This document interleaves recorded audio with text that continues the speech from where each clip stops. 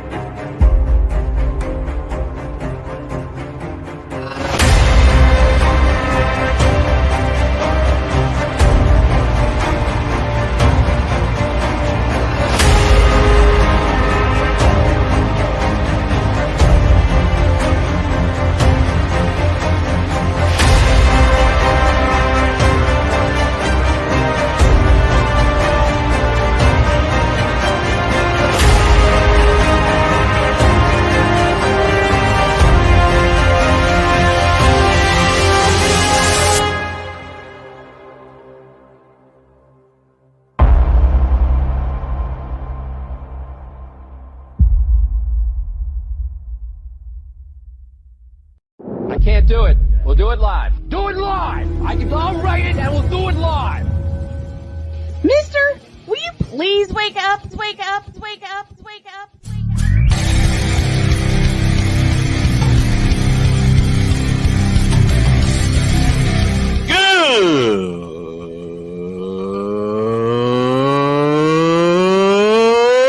Good morning! Snowman here to all you Brock Purdy and San Francisco 49er haters. Shut up! I gotta thank you, Shane. I mean, whatever happened to the games where breaking 100 points was, I don't know, unusual?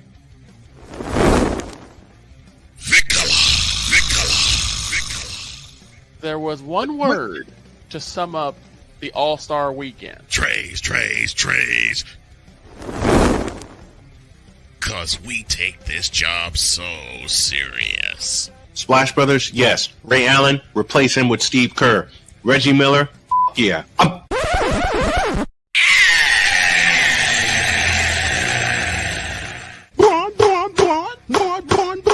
What in the all types of blue hell?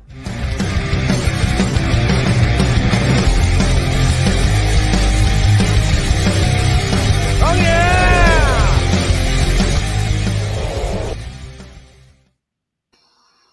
I have the feeling we're going to be using Chris's question a lot in our discussions today.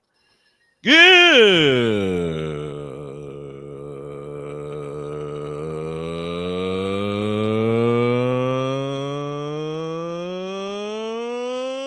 morning.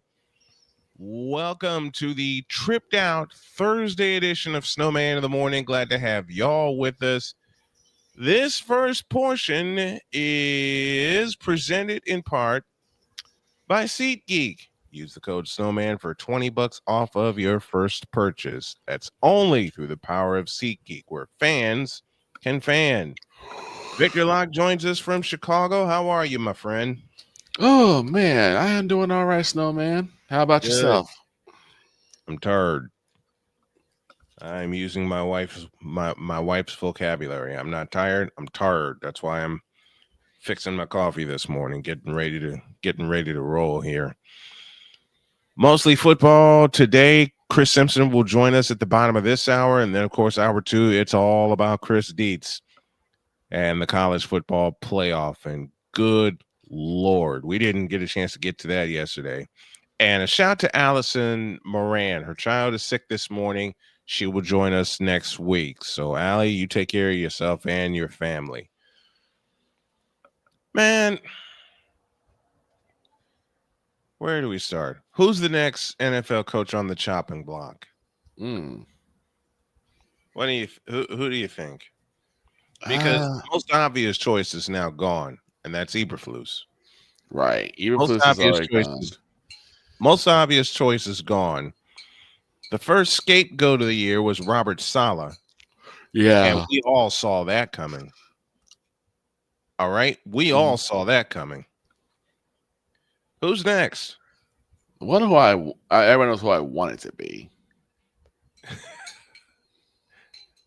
Am I familiar with this coach? Yes. We talked about him yesterday. Oh, Pennywise. Mm-hmm.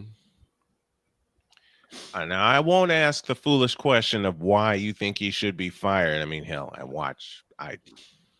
I've seen it. Mm-hmm. It's been 5 years of nothing. Yes.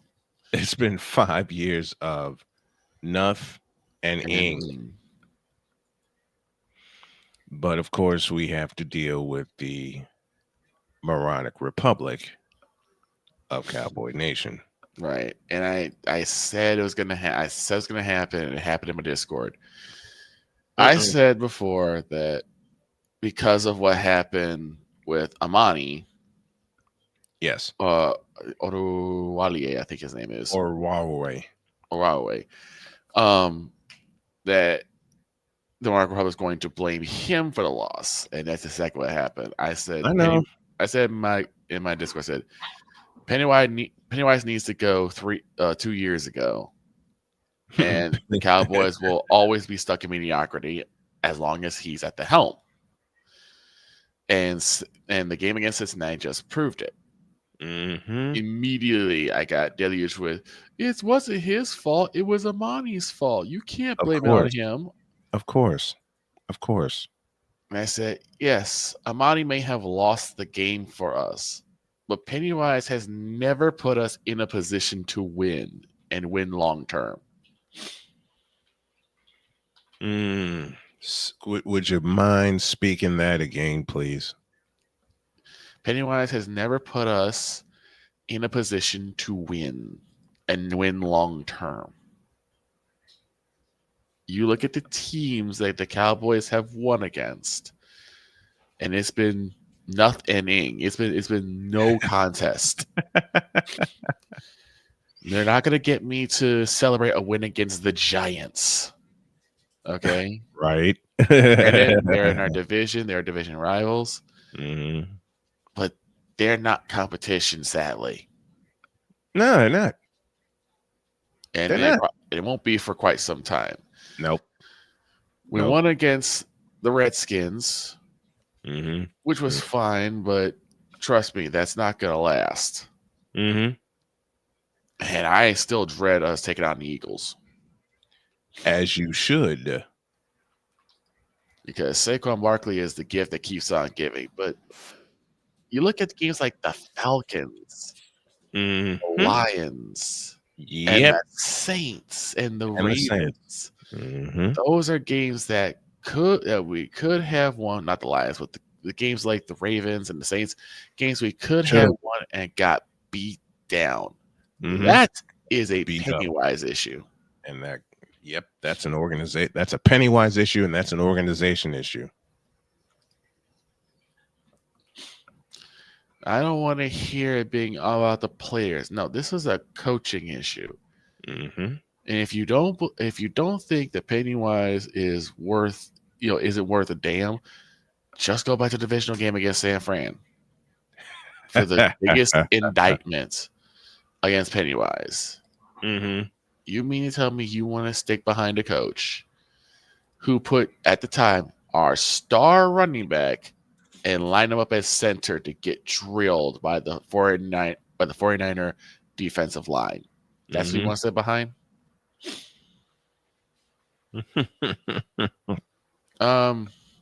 What other coaches are in danger? See, it's kind of hard to tell because some of the teams that are low man on the totem pole don't have a lot of talent around them. So you're not quite sure if it's a coaching issue or a talent issue. So that's kind of hard to do. But who do you have on your chopping block? Well, Pennywise, that's obvious. Okay. Pennywise is obvious. Brian Dable from the Giants, he needs to go. Yeah. He's lost that team. Yes, he has. He's lost that team, and it's just stupid with what happened to him after they made the playoffs, mind you. After they made the playoffs. If Sirianni falls apart again, towards the end of the season, he might be out the door because he Sirianni has doesn't win a Super Bowl. He's done because he's had so much talent for the past 2-3 years to only come up with one Super Bowl appearance. One. So no, he's got to come away with a big one. Yep. And I think this year has to be his do or die year. I think it is. I think it is his do or die year. I think it's Sirianni's do or die year. Of course, a big shout out to my man, Cool Breeze McCain, who had yet another amazing episode of Eagles League podcast. Man. I got a chance to watch that yesterday. Man. Finally. Because for some reason, I couldn't get the notifications on when he went live. We'll talk about that off the air because I have some cuss words for that. But man, he had another great show. And yes, shout out to the Cool Breeze. Shout out to the Cool Breeze. The South, the NFC South, has been the enigma. Well, they've been an enigma because you talk about a division that should be in the doldrums and kind of are. Yep. But teams have been cooking also too, which is weird. Saints got early cooking. Same thing with the Falcons. I mean, almost a renaissance year for Kirk 2 Chainz Cousins. Almost being the operative word. And then you got Tampa Bay, who somehow is leading the division again. Somehow leading the division again. And how in the hell is that possible? And then you got Carolina, who, even though is still a dumpster fire, put up one hell of a fight against the Eagles. 1 4th down away. 1 4th down away. Bryce Young looking like what the Panthers have been waiting for him to be. Yes. I mean, they've been waiting for him to be a good functioning quarterback, and he's doing a doggone thing. Now, a couple of improvements along the offensive line. You get yourself a running back, and Carolina will be dangerous. Carolina will be dangerous. You give him a couple weapons, like you said, running back and more protection on the offensive line. You might have yourself a squad that might end up taking over the NFC South. Exactamundo. And then we got your side in NFC West. We already know what happened with the 49ers being beat to you-know-what. Well, I think every coach in that division is safe. That's what I thought, too, because there's no way you're getting a Shanahan. I think every coach in that division is safe. I was thinking that maybe Seattle might be. And the reason I believe they're safe, who expected the NFC West to come down to Arizona and Seattle? Yeah. And I thought there they are at the top of the division. Right. And I was thinking that Seattle would have a coaching change, but no. They've gotten their act together. Shout out to them. Yeah, they've done exceptionally well. Shout out to them. They've gotten their act together. They've done exceptionally well. I'm actually quite proud of them. Me too.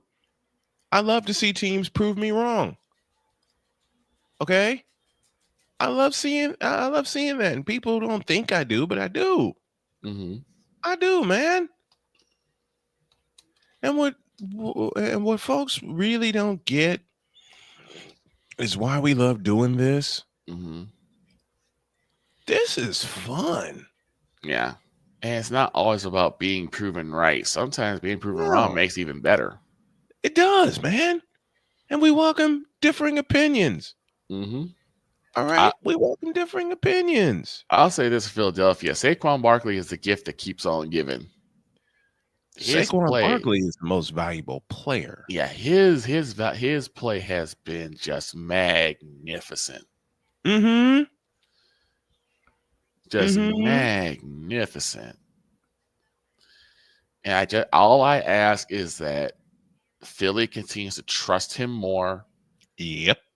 And just keep feeding the ball. Keep feeding the ball. And for Jalen Hurts, yeah, you got to find your passing offense, but you got to do it within your offense. Exactly. I would love to see Philadelphia have like a 500-yard game, and it's balanced. Yeah. And it's balanced. 200 on the ground, 300 through the air. You read my mind. You read my mind. Couple touchdowns apiece. That's what you need. That's what you need. That's exactly what you need. Which coach do y'all think is on the hot seat? Let us know Is your coach on the hot seat? That's a good question for all you guys. That is great. That's a great question. And is your coach on the hot seat? And if so, why? If so, why? That is a great question. Take a pause. When you all get back, Bill Belichick is wearing Carolina blue. Oh, boy. This definitely deserves an even deeper dive. And I called it. Yes, you did. I called it yesterday. Yes, you did. People say it won't work. I say it will. I'll explain when y'all get back in the deuce.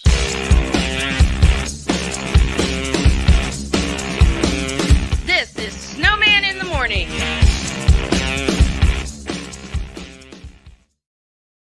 Are you ready to upgrade your coffee game? Prepare for an invasion of flavor with Invader Coffee. It's the caffeinated elixir that fuels champions, the blend that pushes boundaries. Whether you're battling deadlines or exploring uncharted territories, Invader Coffee has your back. Join the invasion at invadercoffee.com and taste the difference for yourself. Use the code SNOWMAN for 15% off your first order. Invader Coffee, veteran owned.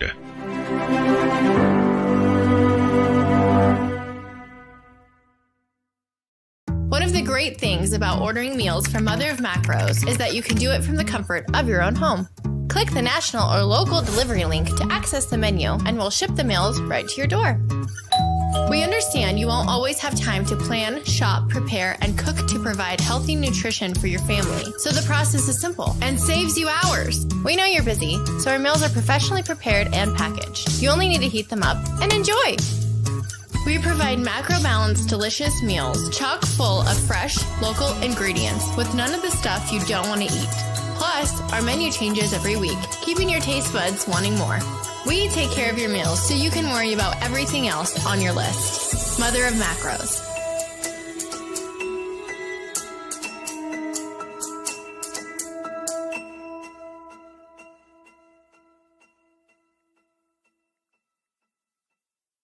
SeatGeek is the ticketing app for fans like the High Five Strangers guy.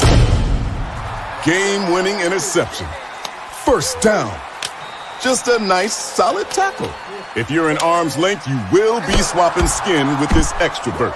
You see, he knows SeatGeek got him a great deal on tickets, so he can focus on what he does best, smacking palms. SeatGeek handles the tickets to sports, concerts, and more, so fans can fan. Quinn. Moment of clarity. I haven't watched BT in years. KP. Drake needs to come back with another triple platinum album. E Digger. And then you have Ray J. Like, I can't stand that River Cricket. The Guru. Okay, the level of crack she's smoking, I don't want it. BS3 Network proudly presents the Knucklehead Chronicles podcast, where from card tips to hot topics to meat beef of the week, anything goes. Live every Sunday at 2:30 p.m. Central.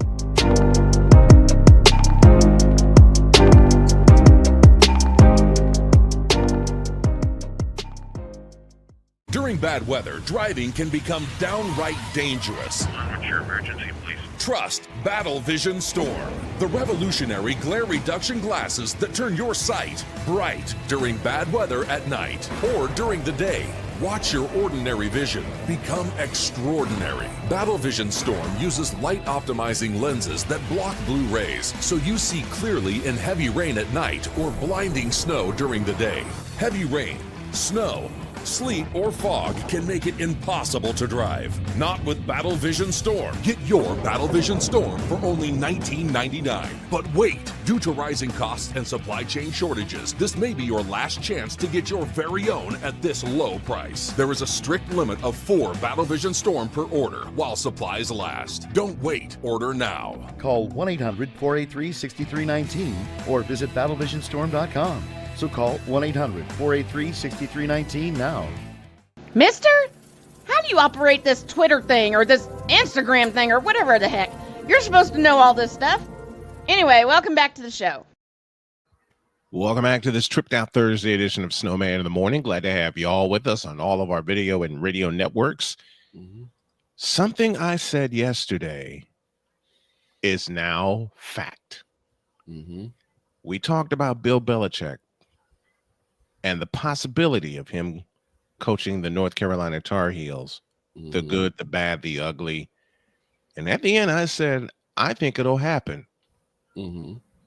Call me Nostra Snowman, baby, because Bill Belichick is now the head coach of the North Carolina Tar Heels, and that program is about to see a change that they haven't seen. Even with Larry Fedora winning the Coastal Division in 2015, even with Mac Brown being in there on 2 occasions, you just know when a coach is going to up a program or up a team. I referenced the late, great Bill Walsh. I referenced Mike Ditka.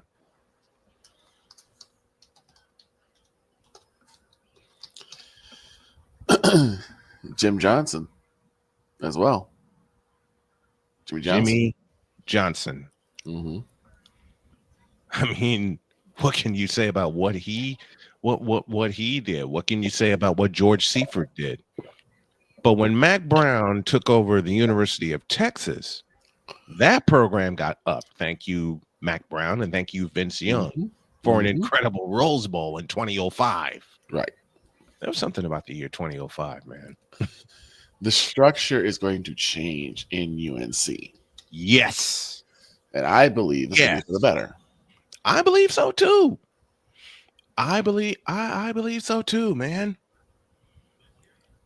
You know, there's so many of these top pundits, and yes, I'm using the air quotes for top pundits, Colin Cowherd included, that say in time it'll be a disaster. Okay. If it's a disaster in time, then I was wrong. So be it. But I don't think that'll be the case. I think the structure is good for what UNC desires. Wins. Not to mention a sellout crowd each and every week. And like I said, with the way the structure is going to be, it could be a way to stonewall any type of controversies or type of actions.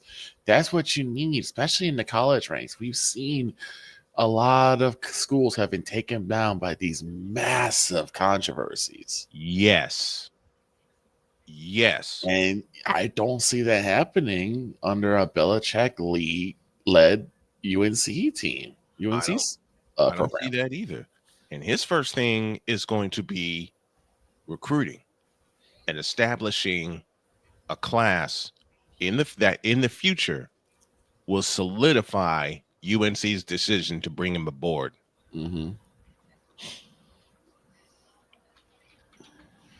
But he has some work to do. Yes. He has some work to do. I mean, the ACC is wide. Jay Spivey has said it each and every week. The ACC is wide open. Okay?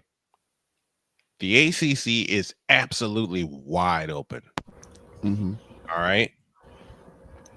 So I think this is good for them. It is. I think so too. But the recruiting is going to be the question. How is the recruiting going to be handled under Belichick? How is he going to step into that area and recruit locally? Or another question is he going to pull a Deion Sanders I was just gonna go there. Use the transfer portal. And I think transfer portal will be, again, like what Dion says, a good startup point because you're going to have a lot of people who, followed New England for so long. Yep. Especially during the Belichick Brady era.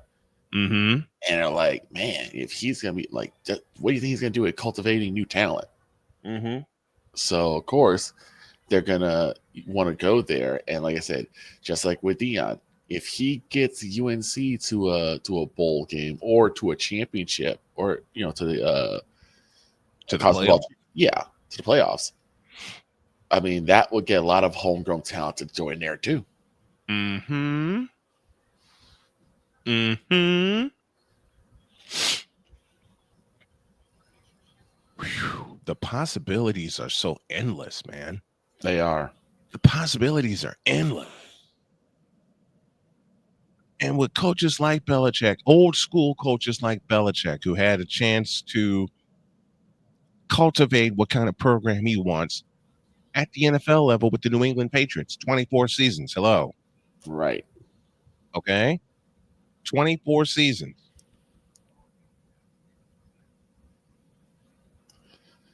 Definitely sounds like a good plan to me. Mm-hmm.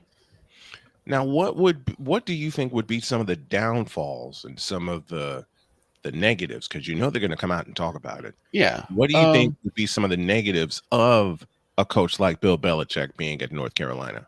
There could be some culture clashes.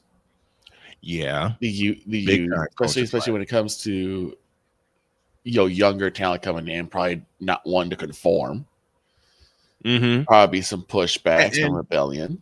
And that part right there, the pushback from the younger kids, mm-hmm. the pushback, which is leading to why you said a moment ago of using the transfer portal mm-hmm. to build your program to start before you get into the hotbed. Right. Because when you bring a coach like Belichick in who has been proven mm-hmm. to do it all and bring championships, exactly, you're going to expect that in the beginning. If you just use recruits, mm-hmm. local recruits at that, and you don't get anything, right, and you don't get a playoff appearance, then the back talk happens of, why did we bring him aboard? Why did we waste all this money? Right. And there's a lot of money involved. Or was it just all a fluke, Yes. Could it have been just Tom Brady and Gronkowski mm-hmm. carrying Belichick? Which, when you look at how bad the Patriots were after Brady, yes, there's some credence to that. And not just after Brady, but after Belichick. Right. So there's credence to that also, of how bad they were after Brady left for Tampa. Mm-hmm. There's some credence to that. Mm-hmm. And then you brought in Cam Newton, and that didn't do anything. That didn't match anything. And that fell flatter in a pancake. Mm-hmm. That fell flatter in a pancake. So you do have a lot of questions, and a lot of people are going to be having those questions. Mm-hmm. The thing is that what Belichick has to do is he has to get a hold of that team early and let them know, hey, if you stick with me, if you listen to me, and you follow the rules that I've placed out, not only will you be set up for great success here, but even greater success when you go into the NFL or wherever you want to go. Bingo. I mean, you can't lose with that, but it's going to require patience. Mm-hmm. It's going to require patience. Lots of it. Given today's society. Instant gratification, baby. Yeah, I love the way you put that, because when I was struggling with a couple of things, mm-hmm. that was the first phrase you used, and I'm glad you did. Wife did the same thing. Don't think instant gratification. Think long term. Start your foundation, because basically Belichick is going to be building from the foundation up. Mm-hmm. This is UNC basically pushing the plunger. Yep. And trying to start all the way over. Yes.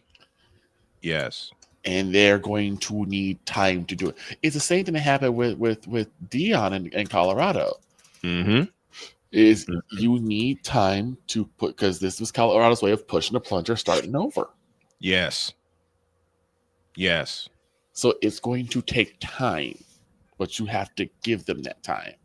And admittedly, and you've preached that to me. Jody has preached that to me. Mm-hmm. I am not the world's most. Once upon a time, I was. I am not the world's most patient person, and that's come with age, and I know that. Mm-hmm. I'm still working on it. Okay, let me just be upfront and honest, as God is my witness. I'm still working on that, even at age 52. And people would think, well, you should already have patience. Take a walk in my shoes for the last 3 years. Yeah. Okay. So you gotta go through. Yeah, patience is not going to be a virtue. No. And it certainly hasn't been for me, but I'm working at it. The way I learn patience, I take up fishing. Yes. Take up fishing. You don't learn patience when you fish. Ain't that the truth? I love fishing. I haven't gone in years. I gotta get stuff together with my life, with my driving situation and all that. But once I do, I want to take my brothers, all of them, out to the lake and just go fish. Just go fish, man. Old School 2.0 joins us. He says, I do remember a lot of Patriots games that they could have lost it had it not been for the defense. I just think you have to have both a good coach and a good quarterback. True. Very much so. Very much so. And again, I reference Bill Walsh. Using a third round pick in Joe Montana, and the rest, as they say, is history. All right, 36 after the hour, and there's something that we got to do because, I will say right now, I'm afraid of what will happen tonight at Levi's Stadium. Let's break that down, as well as the college football playoff. Here's Chris.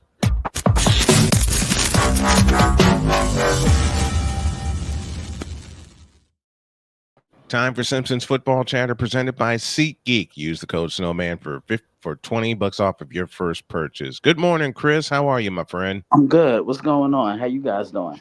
We're Mr. doing Simpson, good. how man. you doing? I'm doing good. Thanks for having me. Okay.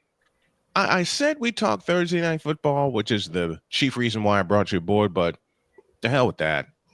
I'm going to do what Georgia did and call an audible. Chris, we'll start here. Your thoughts on the 12 teams that are in the college football playoff, because I know you've been itching to talk about this with me.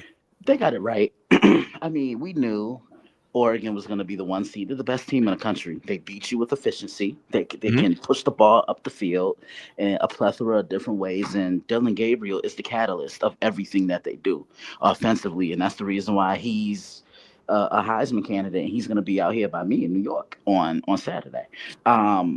Georgia just squeaking by to get past Texas. And you couldn't have asked Texas to play much better defense than what they did on Saturday. It was their inconsistent offensive efforts that lost them this football game, because when you get in the red zone, you're not going to beat Georgia kicking field goals. You got to score. You got to punch the ball in the end zone in some way, shape, or form. And they got it right. I mean, SMU deserved to be there, because that debate came in. Hey, what about Alabama? 1, Alabama lost 3 games. 2, why would we punish a team who actually played in their conference title game and won it, but try to reward a team who didn't even play in their conference title game? So, I look at that.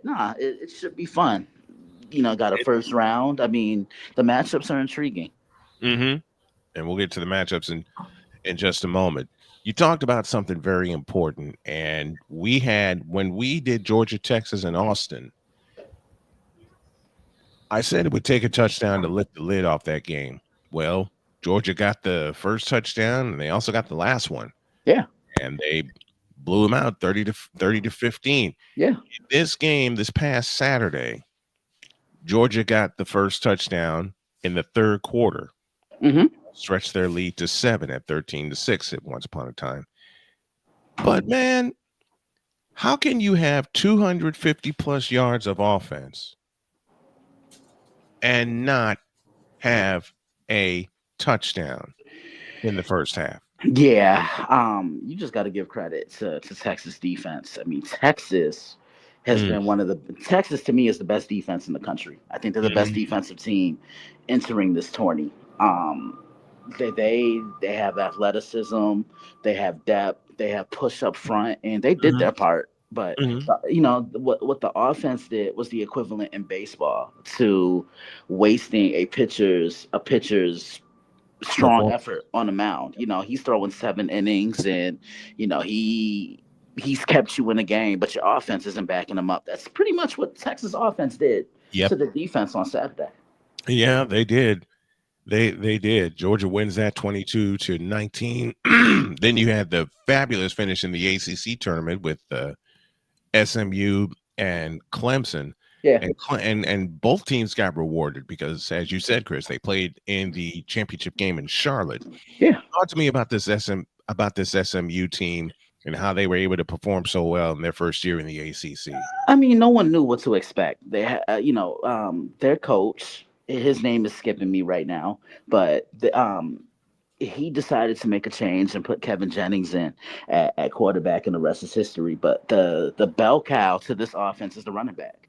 Brashard Smith, about 5'10", 5'11". He's a hard runner. He may be considered to be one of the 3 best backs in the country behind Cam Scatterbo and Ashton Genty. But I mean, they do it defensively. They're balanced offensively, and they could be a tough out. Yeah. Rhett Lashley is the correct. Yeah, Rhett Lashley, head coach at SMU. Right. And SMU is all the way back from the death penalty of the 80s, the doldrums of the 90s, and this is their second straight conference title after winning the American Conference last year. But the second straight conference title, a game appearance, I beg your pardon. Right. They won the title last year, almost won it this year. And like you said, staying with SMU, they were rewarded for playing one hell of a championship game. They were again. They kind of remind me of TCU 2 years ago. The situation mirrors one another because TCU, I remember losing that game to Kansas State, and the committee still put them in as one of the 4. And then look, they beat Michigan, and then they get to the conference title game where they fall short to Georgia. I mean, Victor, you talked about it earlier in the show today about how a culture can propel a team. And you look at teams like SMU, you look at teams like Arizona State, you look at teams like Texas and Georgia and Boise State, and we'll get to them in a moment. But Victor, you said it earlier in the show today, when you have the right culture, success will follow.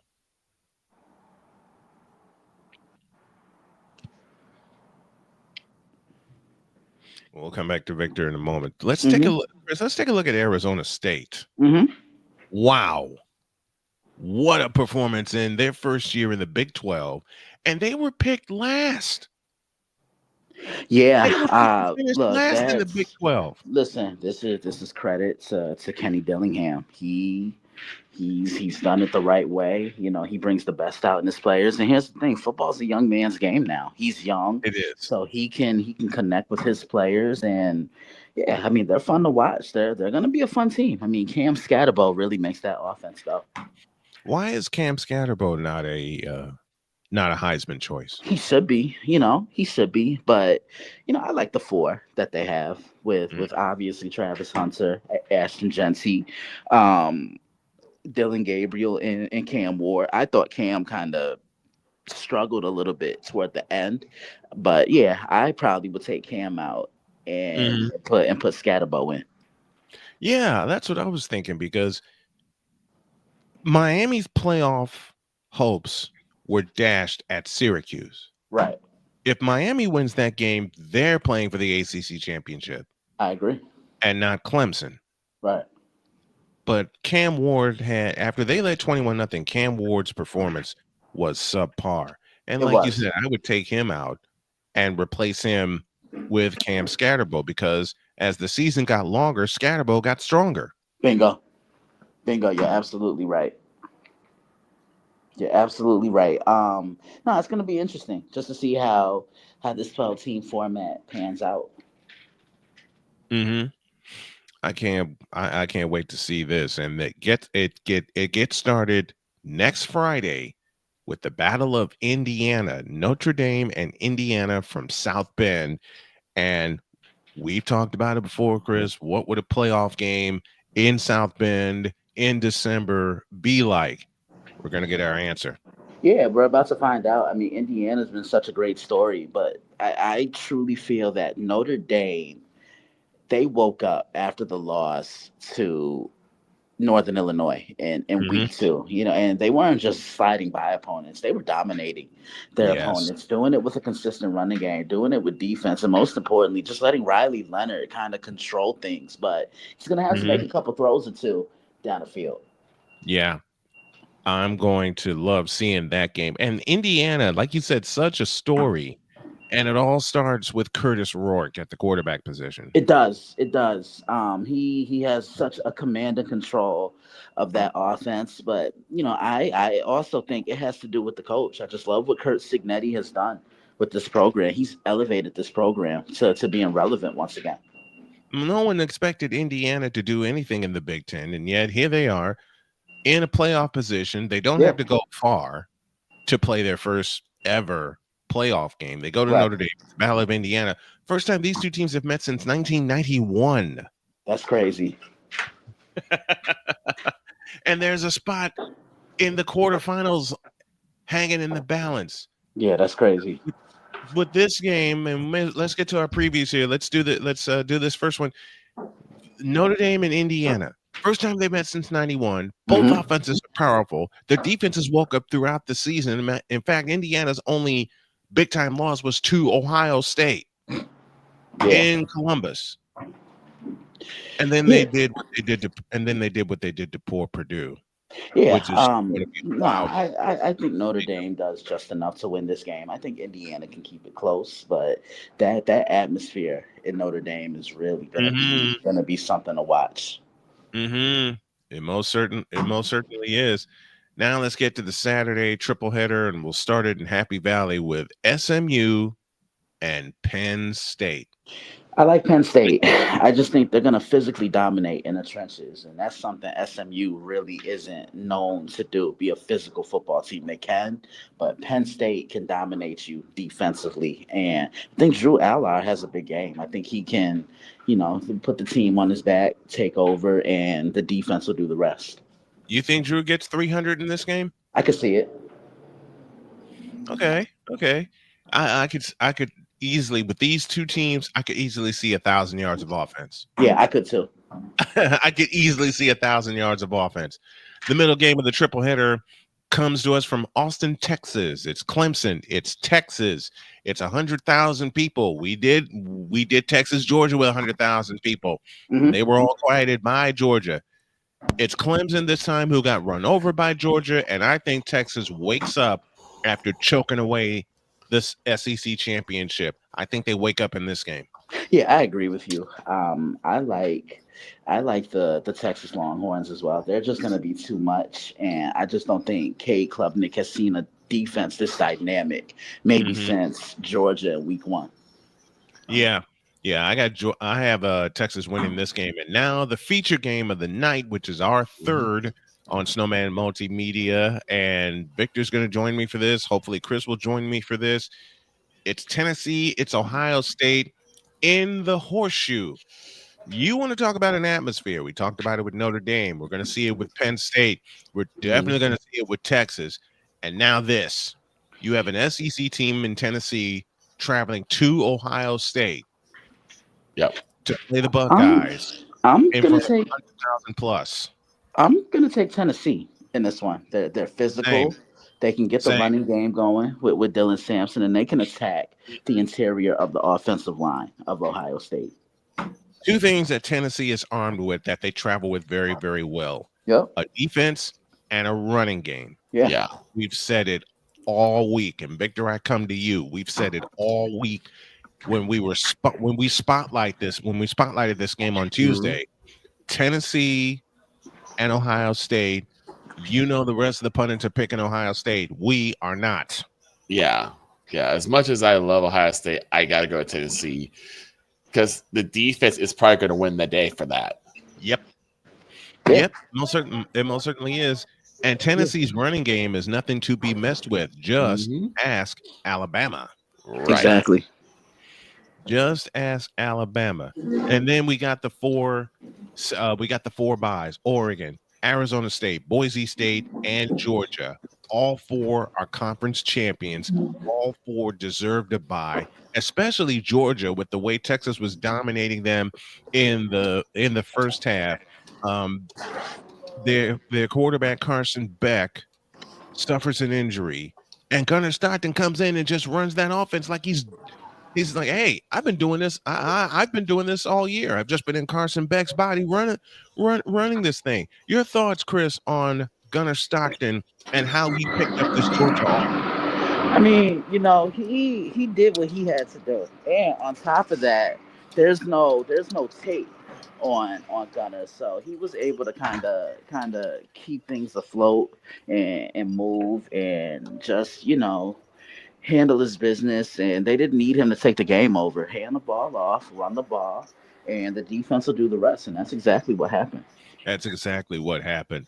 Speaking of a running game, the winner of Penn State and SMU has to see a lot of blue turf in Boise, Idaho, and they take on the third-ranked Boise State Broncos. And Chris, there's a lot of tape on this Boise State team. You know what you're going to get, which is a ton of Ashton Jeanty, right, who is averaging 194 yards. Think about this, folks.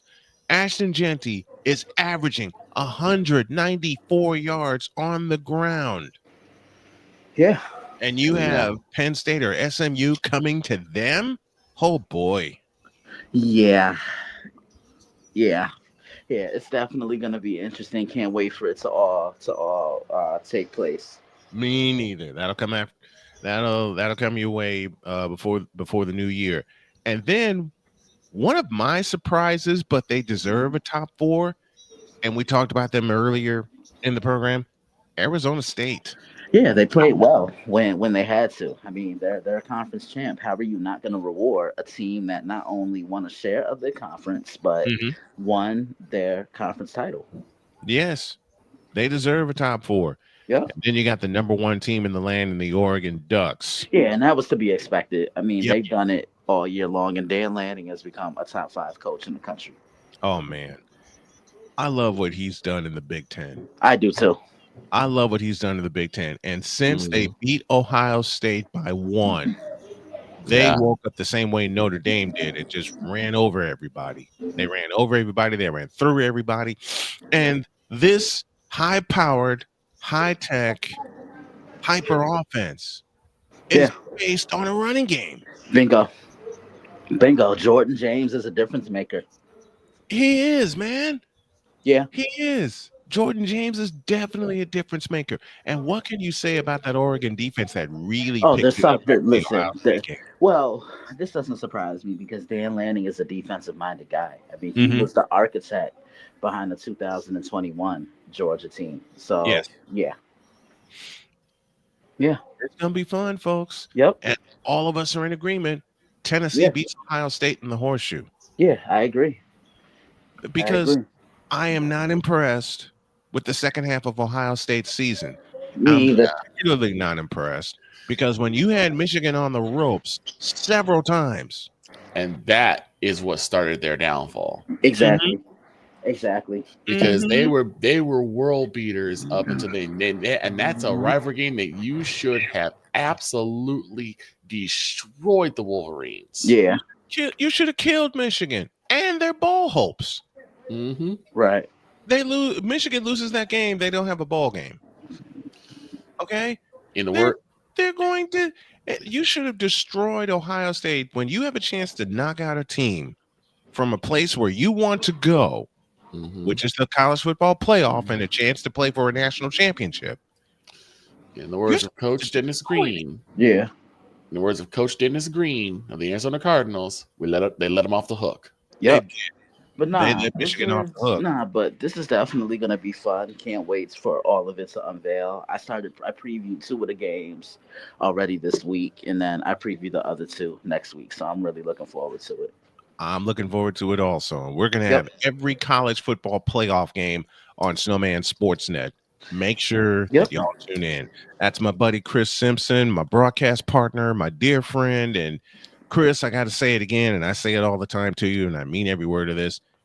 I love you. Thank you very much for not only being patient with me and my crew and the show and everything. And I'll tell you what, folks, when Chris and I met and I started Snowman in the morning, Chris was like, "Man, you got to let me on your show." I said, "What?"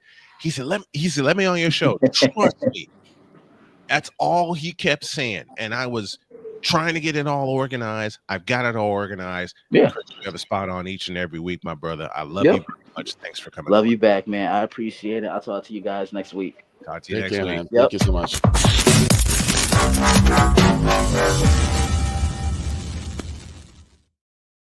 He was one of the first ones that kept saying, "Look, give me a shot. I can help." Mm-hmm. And at the time when I had so much turbulence going on in my life, I didn't realize how much I would be leaning on the show to help get me through the turbulence. Mm-hmm. Man, this man knows his stuff. Absolutely. It's always so much fun to chop it up with Mr. Simpson, with Chris. It is so much fun. All right, we reached the end of period 1. Let's take a break. When we come back, we're going to get totally deets and do a deep dive into every single playoff game. And boy, howdy. Lord have mercy. Or as Chris Bates says best, Lord have mercy. Mm-hmm. Hour 2 after this.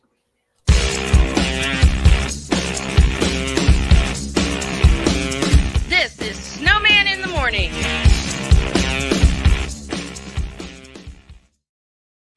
Are you ready to upgrade your coffee game? Prepare for an invasion of flavor with Invader Coffee. It's the caffeinated elixir that fuels champions, the blend that pushes boundaries. Whether you're battling deadlines or exploring uncharted territories, Invader Coffee has your back. Join the invasion at invadercoffee.com and taste the difference for yourself. Use the code Snowman for 15% off your first order.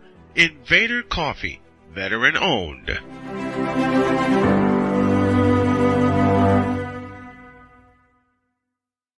One of the great things about ordering meals from Mother of Macros is that you can do it from the comfort of your own home. Click the national or local delivery link to access the menu, and we'll ship the meals right to your door.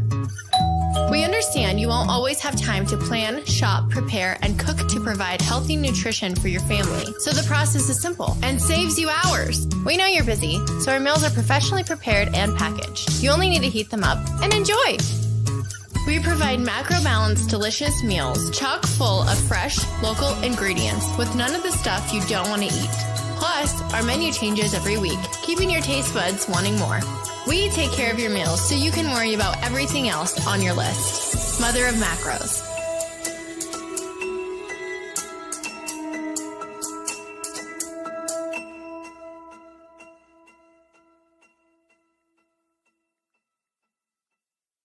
SeatGeek is the ticketing app for fans like the High Five Strangers guy. Game-winning interception. First down. Just a nice, solid tackle. If you're in arm's length, you will be swapping skin with this extra berth. You see, he knows SeatGeek got him a great deal on tickets, so he can focus on what he does best, smacking palms. SeatGeek handles the tickets to sports, concerts, and more, so fans can fan. Quinn. Moment of clarity. I haven't watched BET in years. KP. Drake needs to come back with another triple platinum album. E. Digger. And then you have Ray J. Like, I can't stand that River Cricket. The Guru. Okay, the level of crack she's smoking, I don't want it. BS3 Network proudly presents the Knucklehead Chronicles podcast, where from card tips to hot topics to meep of the week, anything goes. Live every Sunday at 2:30 p.m. Central.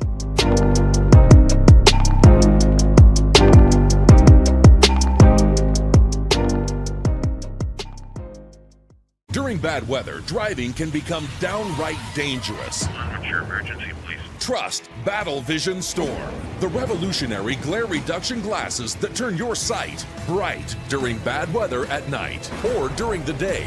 Watch your ordinary vision become extraordinary. Battle Vision Storm uses light optimizing lenses that block blue rays so you see clearly in heavy rain at night or blinding snow during the day. Heavy rain, snow, sleet, or fog can make it impossible to drive. Not with Battle Vision Storm. Get your Battle Vision Storm for only $19.99. But wait, due to rising costs and supply chain shortages, this may be your last chance to get your very own at this low price. There is a strict limit of 4 Battle Vision Storm per order while supplies last. Don't wait. Order now. Call 1-800-483-6319 or visit battlevisionstorm.com. So call 1-800-483-6319 now. Sports bettors, listen up. Your favorite sportsbook, BetUS.com, is back and in our 30th year of action. With live in-game betting, incredible odds with daily odds boosters, props and parlays, fast payouts, and exceptional one-to-one customer service, we got it all. And when you sign up today and use the code Snowman, you will get a 125% deposit match on your deposit. Log on to betus.com or call 800-792-3887. That's 800-79-BET-US. BetUS.com, where the game begins.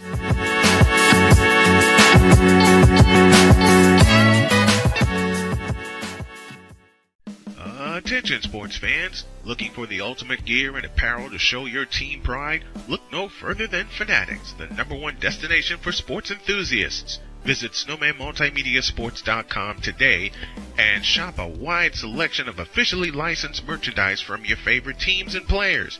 From jerseys to hats to accessories to collectibles, Fanatics has it all. Don't miss out on the chance to elevate your game day experience. Head over to snowmanmultimediasports.com/fanatics and gear up like a true fan with Fanatics. Officially licensed everything.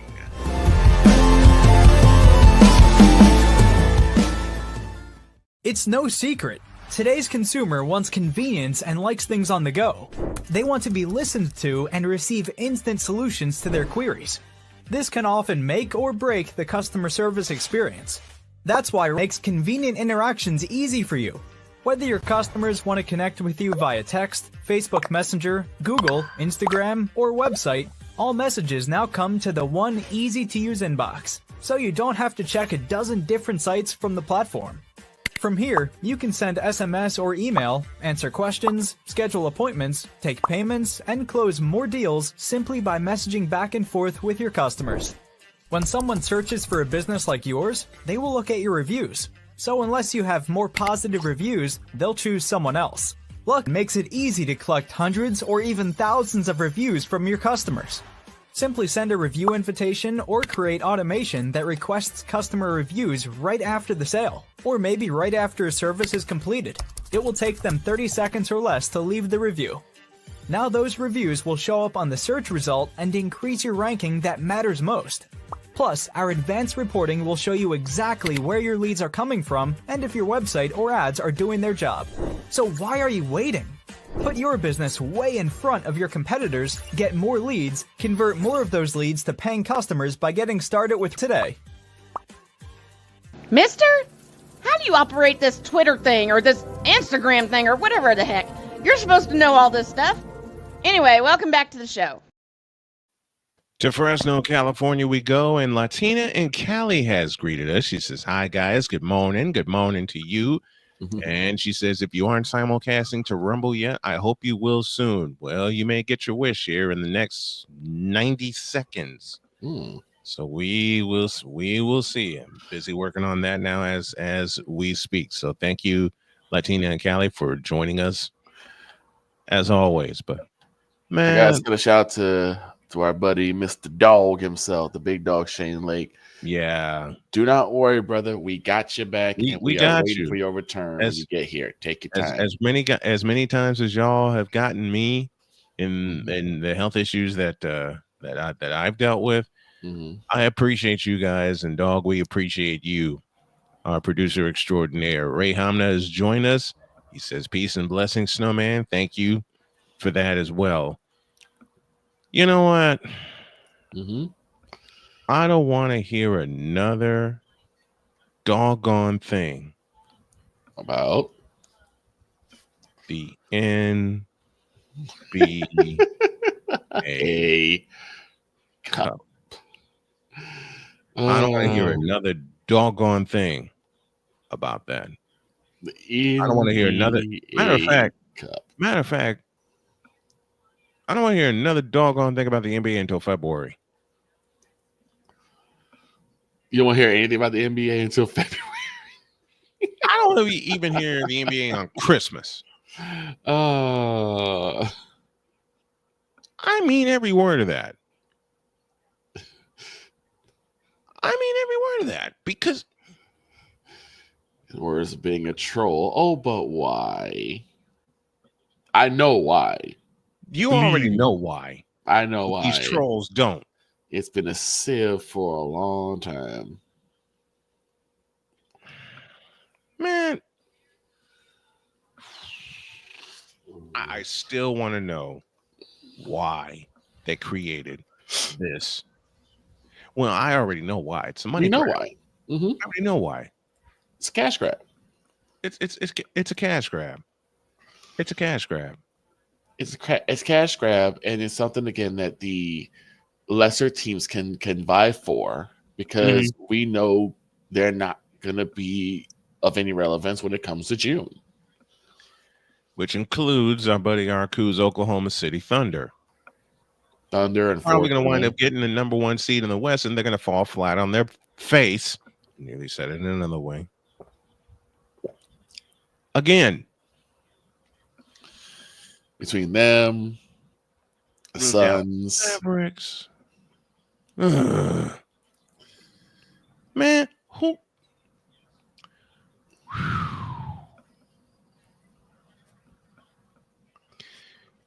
You know, all I gotta say is, he says, "Yeah, keep talking smack." You're darn right, I'm gonna. You're darn tootin', I'm gonna. Until your OKC Thunder decides to grow a set, and they won't, I'm gonna keep talking. I don't care. You understand me? I don't care. I don't care. I don't bleeping care. You understand that? Until your OKC Thunder decides to grow a set and actually do what they need to do and actually win the doggone thing, shut up. Though the West has always been stacked, though, so it's going to be a monumental miracle. I know. Get out of it. And plus, I know it's December and it's not April. Right. Okay. I know that. That's why I mess with guys like Arku. Mess with him all the time. He messes with us the same way. All right. Let me say something. Let me say something about that. Okay, because I received a comment yesterday. The kind of shucks, I can't say it the way I want to because I'm trying to learn not to use bad words. The frivolity again. Let me explain.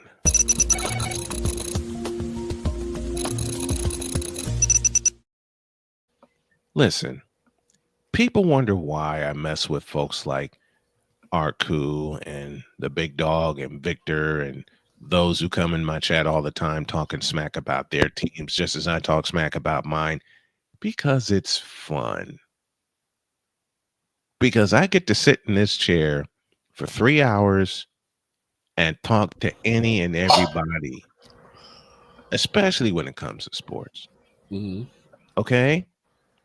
We are passionate about our teams. Arku is passionate about the Thunder. Victor's passionate about the Cowboys. I about the 49ers, the Bulls, the Spurs, and the Warriors. Okay? We're passionate about our teams, but we're not stupid either.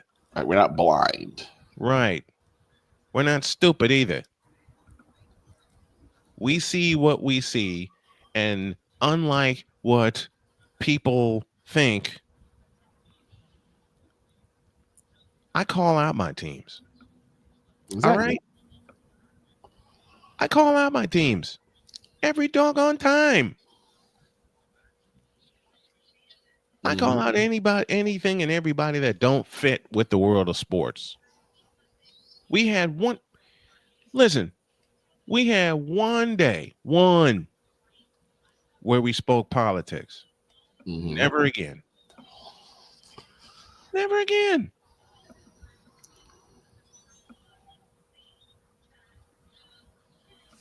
Do I love what I do? Absolutely. Absolutely. It's just I can't with the Thunder as they handle their yeah, you can. Do they handle their business? They're handling it now. Okay? I know that.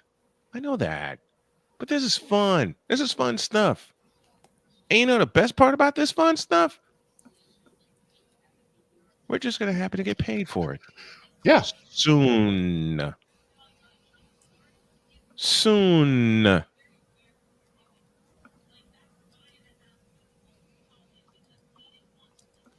You know, as my wife says best, people are just plain stupid. Yeah. So I realized that I think even though it's not advertised, right, there has to be a place for stupid people. We don't know because we're not stupid, so we don't know anything about it. It's like a secret club society. Oh my gosh. So I come to the conclusion that he graduated from SU, stupid university. Yeah, get all the stupid ass letters that go along with graduating high honors of being stupid. I can't do no more, man. Vámonos, dominos, vámonos. Stupid university, where everyone graduates magna cum stupid.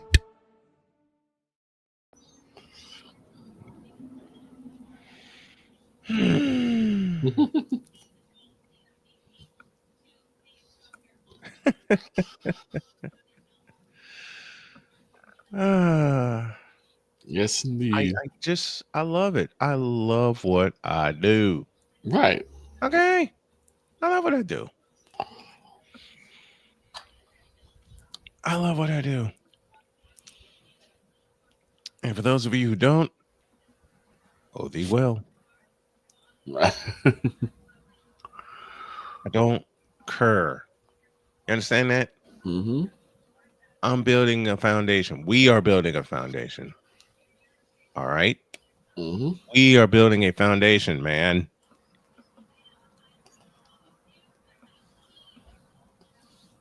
It's already being so much fun as it is. If this wasn't a foundation building thing, then 11 years would not have gone by and us doing this doggone thing. Right. Period. Now take that and get out of my face. That's Snowman's take. What's yours?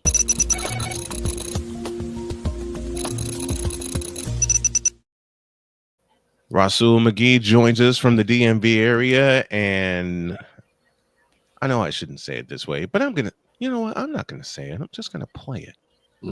Hey, Rasul, I got a present for you before we go to break. But while I'm talking to, you know how many people have been against us for 11 years? For 11 years. For 11 years. Longer than that with you and I, Victor, as long as we've been friends. Here you go. Rasul, this is for you.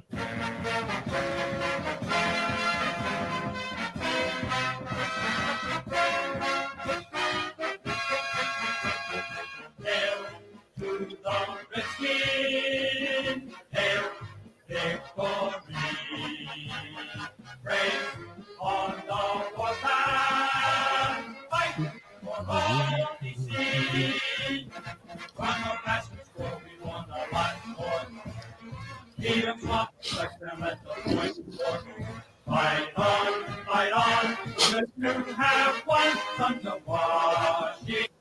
Rock, rock, rock. Hail to the Redskins, hail victory. Praise on the warpath, fight for all ye see. I figured I'd just play this. Right. And instead of just saying it, because there are so many times that it's been proven that talk is cheap. Well, you know what? This ain't.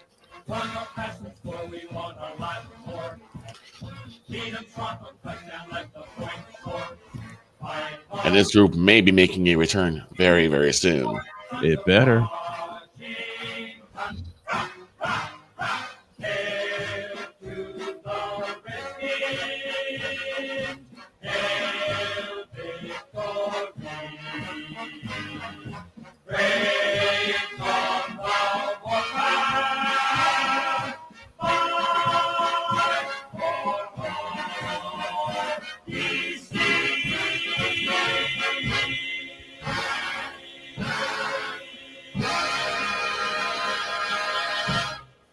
Well, from what I gather, yes, sir. They're probably going to start off by like bringing out some vintage, old school names of jerseys. Some of the like more legendary players of Washington. John Riggins, Joe Theismann, Art Monk. Right. And they'll have the Redskin logo on that. See how that works. And then I would say within the next 2 years, maybe say next 3, you will be seeing that original logo again. Hopefully it'll be back on that 50-yard line. Cannot wait. Cannot wait. Because I'm going to say it. I know it's probably going to not be the most popular or PC thing, but as you said, I don't care. I don't either. I don't care. There was nothing wrong with the Redskin name or the Redskin logo. If people did their research, which some of us do, they'll see that there was an association with the team and with the tribe involved. But then again, some people want to be idiots. Yep. I'll talk about that on Patreon. Gotta take a break. More stuff, including... I won't even say it here. I'll say it when y'all get back.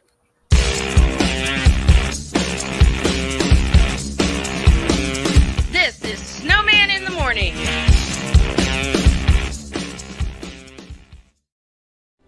Are you ready to upgrade your coffee game? Prepare for an invasion of flavor with Invader Coffee. It's the caffeinated elixir that fuels champions, the blend that pushes boundaries. Whether you're battling deadlines or exploring uncharted territories, Invader Coffee has your back. Join the invasion at invadercoffee.com and taste the difference for yourself. Use the code Snowman for 15% off your first order. Invader Coffee, veteran owned.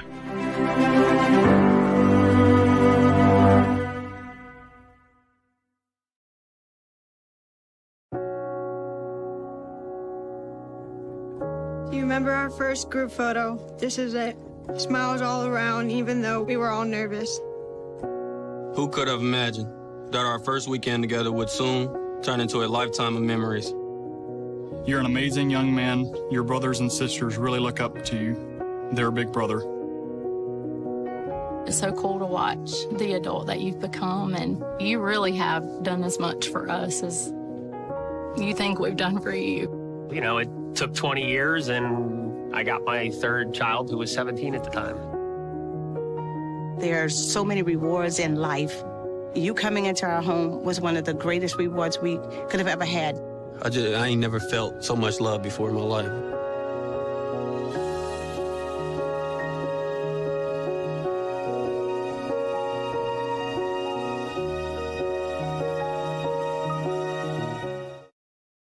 SeatGeek is the ticketing app for fans like the High Five Strangers guy.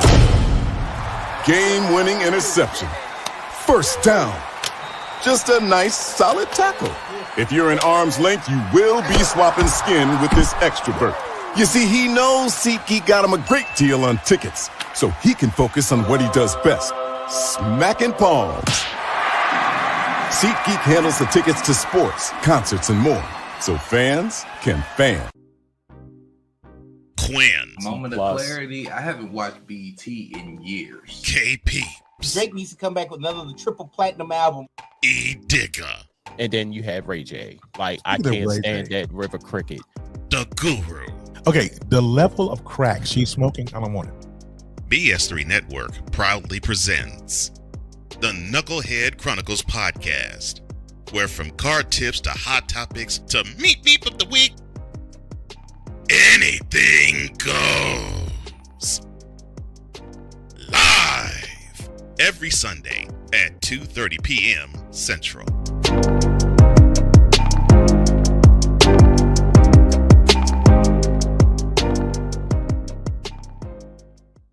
Sports bettors, listen up. Your favorite sportsbook, BetUS.com, is back and in our 30th year of action.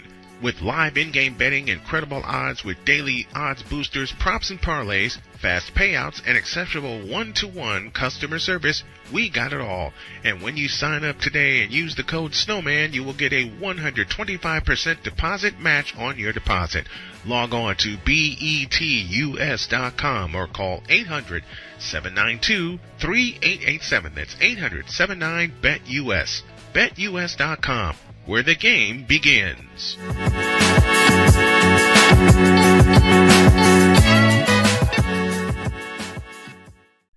Attention sports fans, looking for the ultimate gear and apparel to show your team pride? Look no further than Fanatics, the #1 destination for sports enthusiasts. Visit snowmanmultimediasports.com today and shop a wide selection of officially licensed merchandise from your favorite teams and players. From jerseys to hats to accessories to collectibles, Fanatics has it all. Don't miss out on the chance to elevate your game day experience. Head over to snowmanmultimediasports.com/fanatics and gear up like a true fan with Fanatics. Officially licensed everything.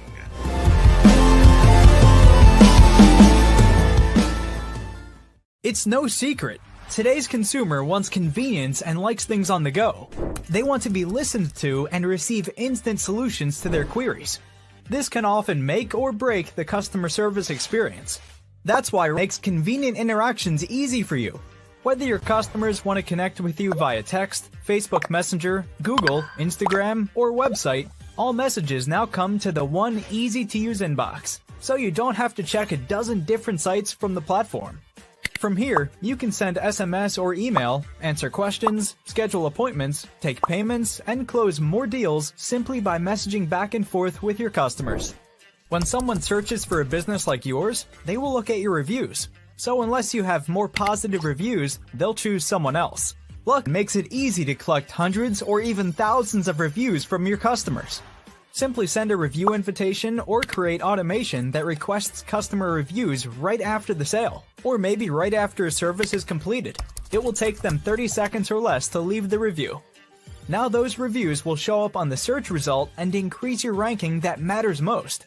Plus, our advanced reporting will show you exactly where your leads are coming from and if your website or ads are doing their job. So why are you waiting? Put your business way in front of your competitors, get more leads, convert more of those leads to paying customers by getting started with today. Mister? How do you operate this Twitter thing or this Instagram thing or whatever the heck? You're supposed to know all this stuff. Anyway, welcome back to the show. I wanna cuss. I wanna cuss. I wanna cuss. Uh-oh. During the break. Okay.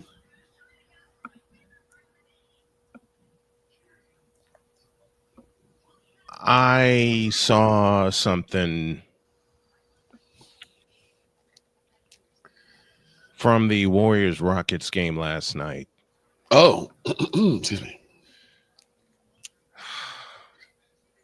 You know what? I'm not even going to go there because I'm doing good so far. You do not want to cuss. I don't. I truly don't. Yeah, I'm looking at the game now. There was a foul called with 3 seconds left. Mm-hmm. That should not have been a foul. Put Jalen Green on the line. He made both free throws, and the Rockets won 91-90. Okay. I will just growl and move on. Understandable. Grrr. I know I sound like my grandchildren. I know. Grrr. Grrr. Well, what the heck am I talking about? I sound like my kids. Right. Grrr. Grrr. No wonder Steve Kerr went off. Yeah. I saw the play.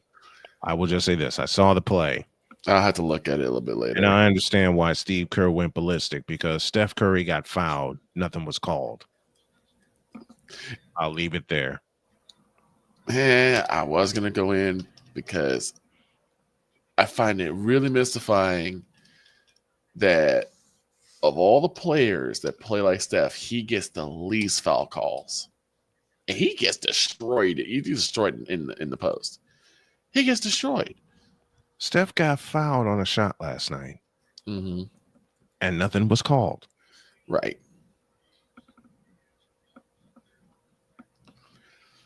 And then that foul happens. You're like, there's a discrepancy here. Mm-hmm. There's a big discrepancy here. There's a conspiracy theory. There's a conspiracy theory. Mm-hmm. That you see a clear foul, but because he's Steph, you're not going to call it. Right. What? What?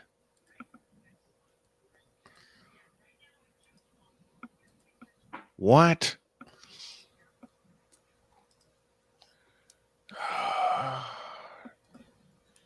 Dear God.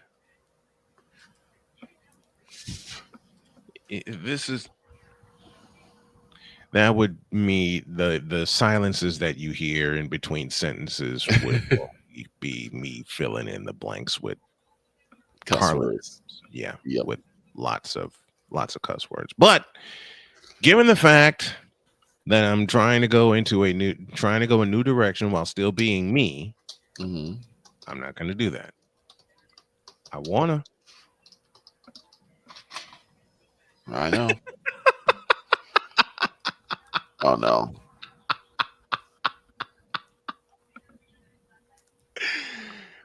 Why am I laughing? Mm-hmm. I just heard my wife go ahead.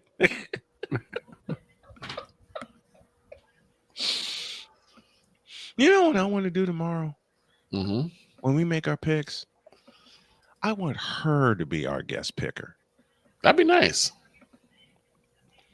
I'm going to try to talk her into it. I'm going to try and talk Dr. K into being our guest picker for tomorrow. That'd be fun. That would be fun, and that would also be hilarious. I'd love it. I would too. Matter of fact,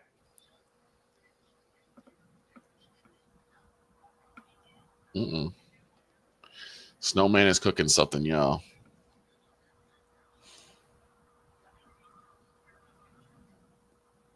Well, she has to work tomorrow. But one of these times, I'm going to get her on. I'm going to get her on here. Mm-hmm. Latina in Cali says, "I miss the old crew. It's been so long since I've caught y'all live in the morning." Listen, we know that you're busy. Mm-hmm. All right, and we appreciate all the eyes and ears that we get to the show on a daily basis. Yes, indeed. Kenneth Clark says, "When is your next live stream?" I'm tossing a coin. Uh-oh. Tails. And you know the rest of that sentence. Right. Oh, got it. You know the rest of it. Every time I pick tails, you know the rest of that sentence. Mm-hmm. And it ain't a good one. No. No, not at all. And it ain't a good one. Not at all. Oh Lord. I think we need a break. Yeah, we do. Wes Pruitt says great stuff, Snowman. Thank you, Wes. I have a bone to pick with you, Mr. Pruitt. Uh-oh. I begged that man to come on to the show and talk Arkansas sports or Arkansas Razorback sports, and he ain't been here yet. Of course, I know he's been busier than me and been running around all over the place, but doggone it. Yeah. I originally, oh, what the hell?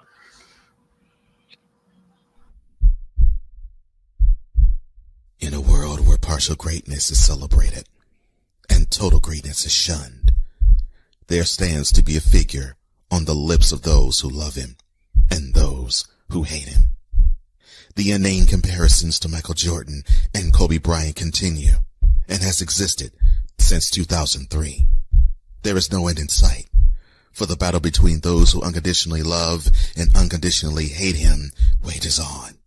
These are their stories. Welcome to the Bronzexual Confessions. Wait, what?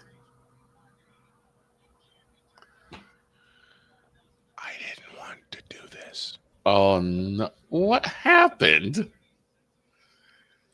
Somebody said something aloud that you said quietly. Me? What? You. What'd I do? Boy, what did I say exactly? You know that funny segment we did about a month ago about what would make say I quit. Make you say I quit. Mm-hmm. Yes. You said something that has now become a suggestion. Oh no. Him to the bay.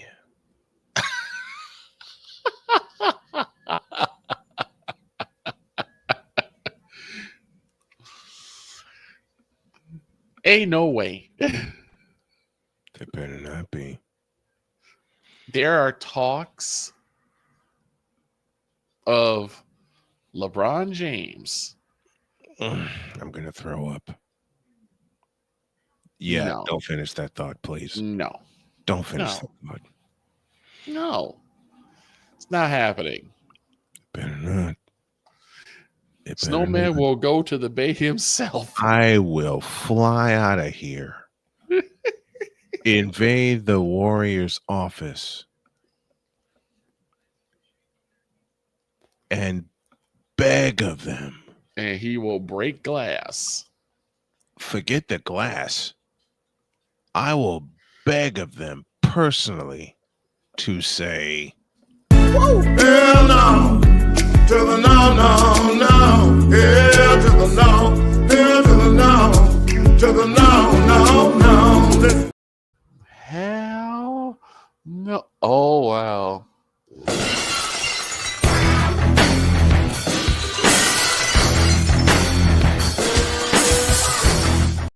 Ladies and gentlemen, there is a sighting. The undefeated, undisputed, the fabulous one, comedic heavyweight champion of the world, the EP of all EPs, Cole Johnson. LeBron James, a Golden State Warrior. And he puts the laughing emojis there. Ain't no way. Come here. Where is it? Where? Doggone it! I gotta find it. Where is it? Where is it? Where is it? Start here. Cocaine's a hell of a drug. And what? A Brian Windhorst. Shut up, bitch.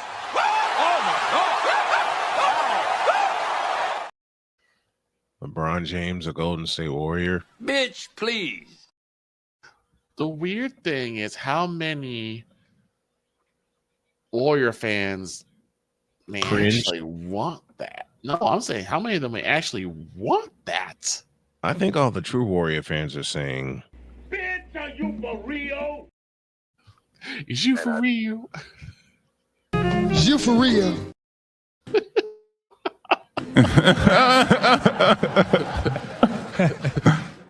Even Kawhi Leonard got to laugh at that. LeBron James, a warrior? Stop it. Get some help. LeBron James to the Bay. Stop it. Get some help. LeBron James in Golden State. Why the you lying? Why you always lying? LeBron James wearing that gold and blue.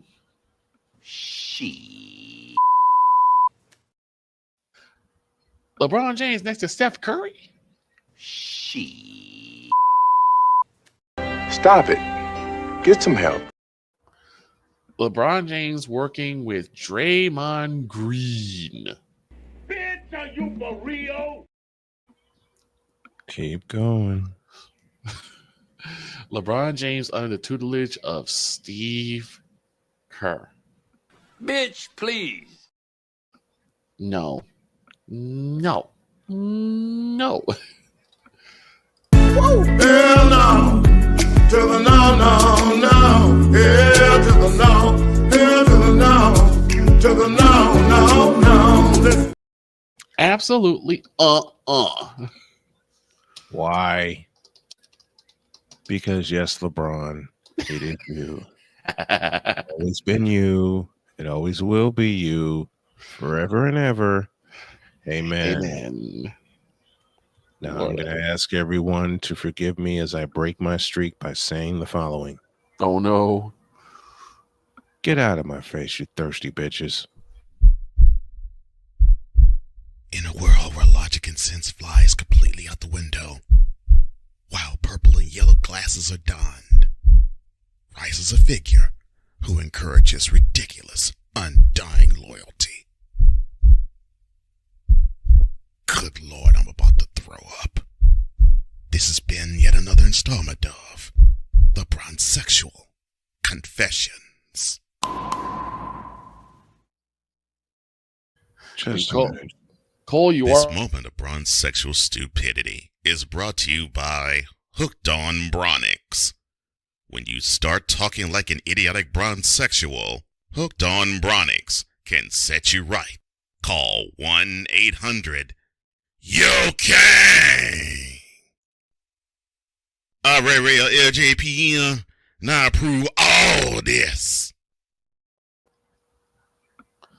And Cole is right. LeBron has played alongside Steph Curry for the All-Star games. The Olympics. And the Olympics, too. But 82 games? So I realized that I think even though 82 games of that, come here. You. Or better yet, woo, I'm dying. Give me this.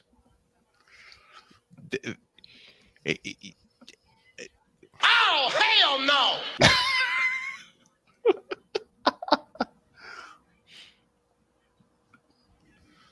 Look.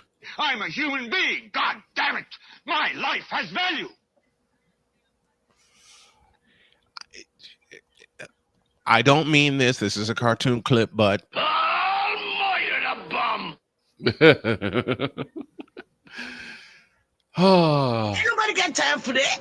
No, not and at for all. me, it would be Emotional damage. Let me think on that a minute. Let me just think a little bit here.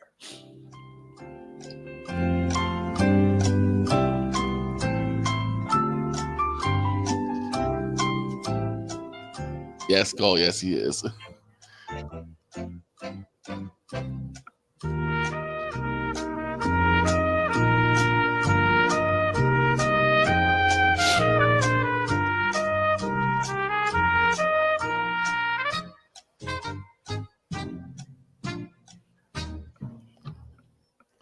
I have This an is- answer. It just don't add up. And this is worse. This is worse. A worse thought. Because if he goes, Bronny got to come with him. I'm as mad as hell, and I'm not going to take this anymore.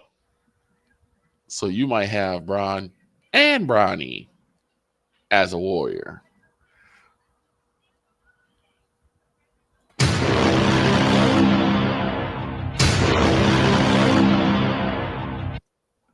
It just don't add up. It is stinky. Yeah. I've never been so humiliated in all my life.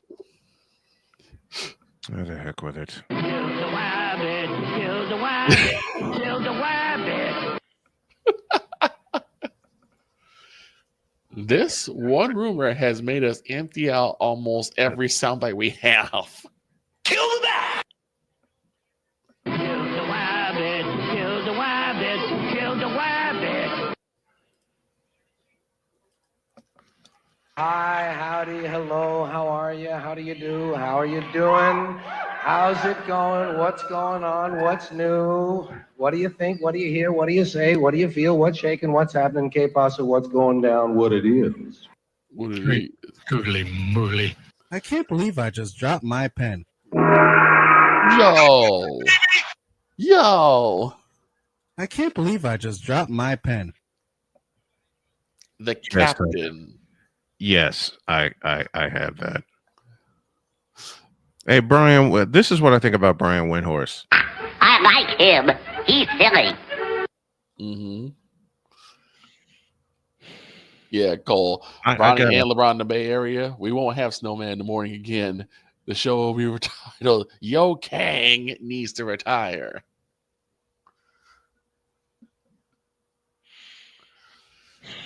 Yo Kang. I think I just broke my chair. Dates will save me. Give me this. Dates will save you? Where is it?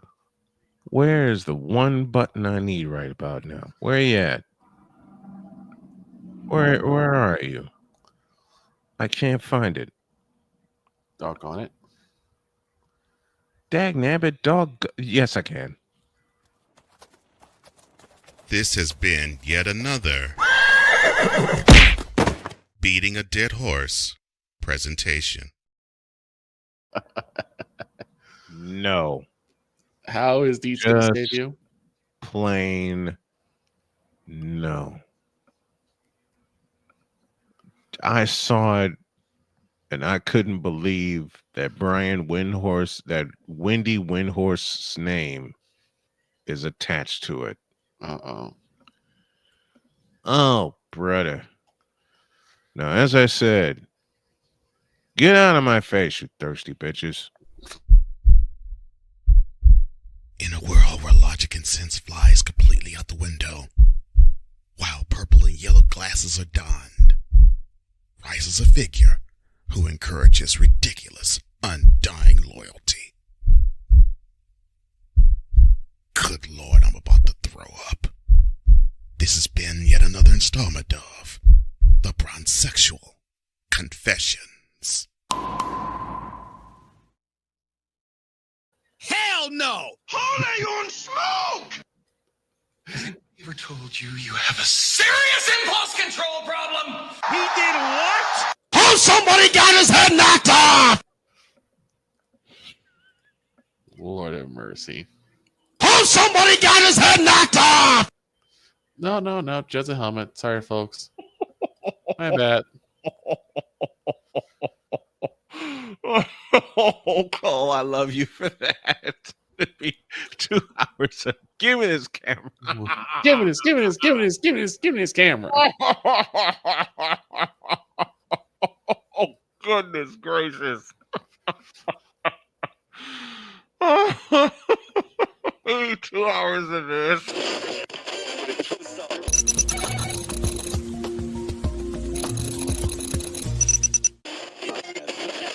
You fool!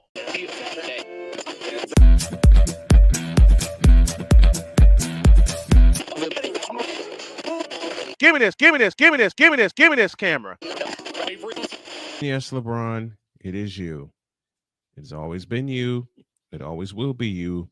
Forever and ever. Amen.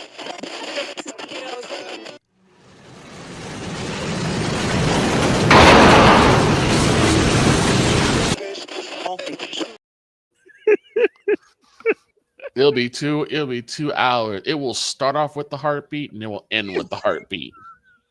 I can't let that happen. Dear God in heaven, I can't let that happen. I can let this happen. Dates after a break. Oh, Lord.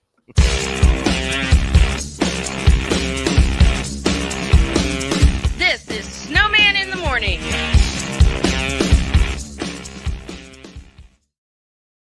Are you ready to upgrade your coffee game? Prepare for an invasion of flavor with Invader Coffee.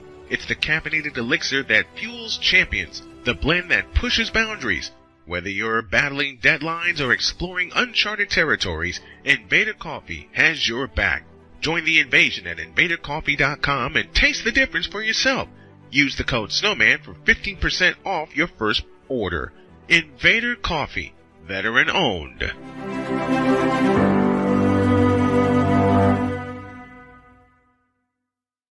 One of the great things about ordering meals from Mother of Macros is that you can do it from the comfort of your own home.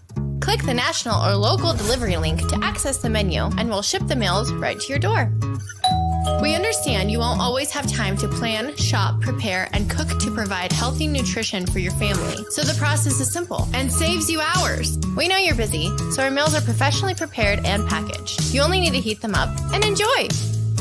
We provide macro-balanced, delicious meals chock full of fresh, local ingredients with none of the stuff you don't want to eat. Plus, our menu changes every week, keeping your taste buds wanting more. We take care of your meals so you can worry about everything else on your list. Mother of Macros.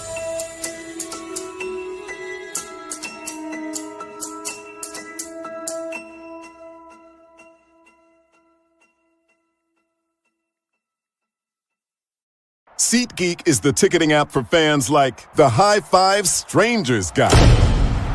Game-winning interception. First down. Just a nice, solid tackle. If you're in arm's length, you will be swapping skin with this extrovert. You see, he knows SeatGeek got him a great deal on tickets, so he can focus on what he does best, smacking palms. SeatGeek handles the tickets to sports, concerts, and more, so fans can fan. Quinn. Moment of clarity. I haven't watched BET in years. KP. Drake needs to come back with another triple platinum album. E Digger. And then you have Ray J. Like, I can't stand that River Cricket. The Guru. Okay, the level of crack she's smoking, I don't want it. BS3 Network proudly presents the Knucklehead Chronicles podcast, where from card tips to hot topics to meep of the week, anything goes. Live every Sunday at 2:30 p.m. Central.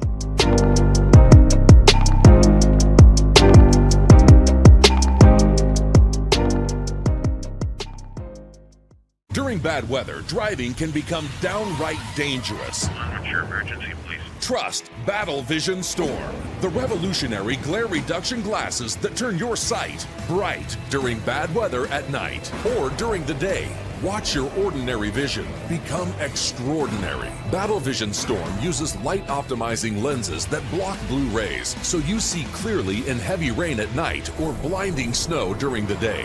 Heavy rain, snow, sleet, or fog can make it impossible to drive. Not with Battle Vision Storm. Get your Battle Vision Storm for only $19.99. But wait, due to rising costs and supply chain shortages, this may be your last chance to get your very own at this low price. There is a strict limit of 4 Battle Vision Storm per order while supplies last. Don't wait, order now. Call 1-800-483-6319 or visit battlevisionstorm.com. So call 1-800-483-6319 now. Mister? How do you operate this Twitter thing or this Instagram thing or whatever the heck? You're supposed to know all this stuff. Anyway, welcome back to the show. Now I know what Shane means about losing control of his segments. Yep. Deets, save us. Please. Passionate. Come after me. I'm a man. I'm 40. Unflinching. Let's go back to losing. Parking was easier. Unrelenting. They're not going to keep him off the field tonight. Totally. This one has a chance. Deeds.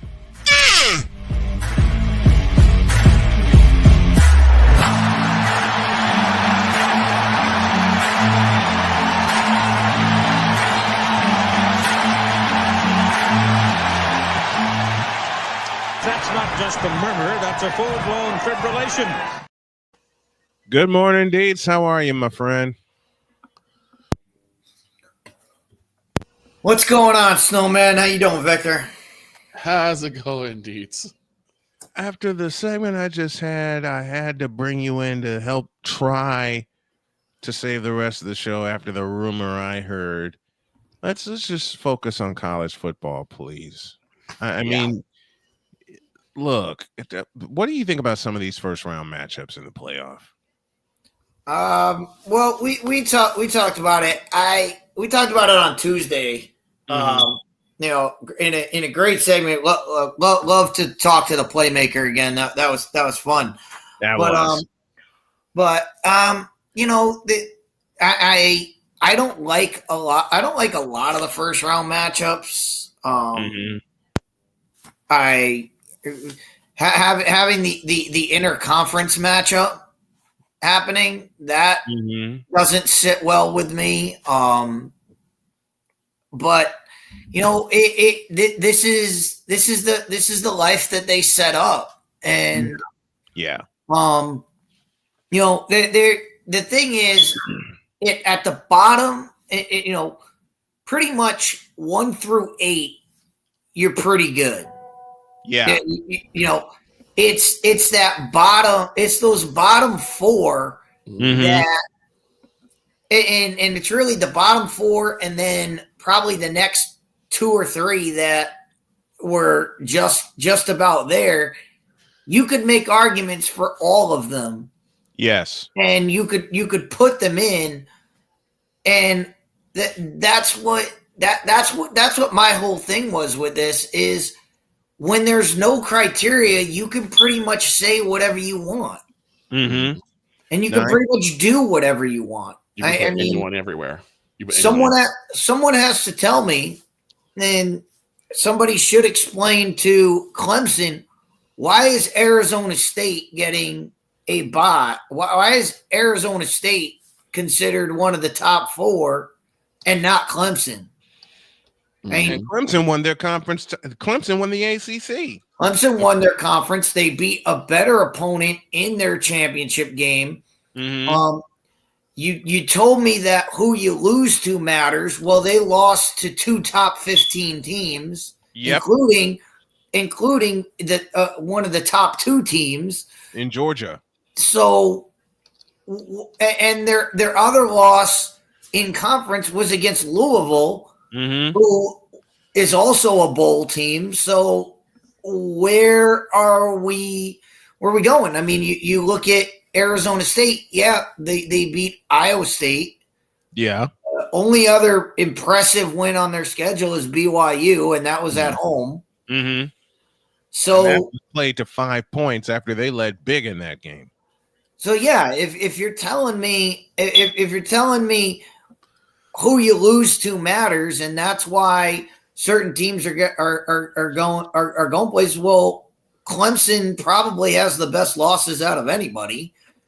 They also have the win over. They were able to beat They were able to hang on to SMU, and they really controlled that game for 3 quarters. Yeah.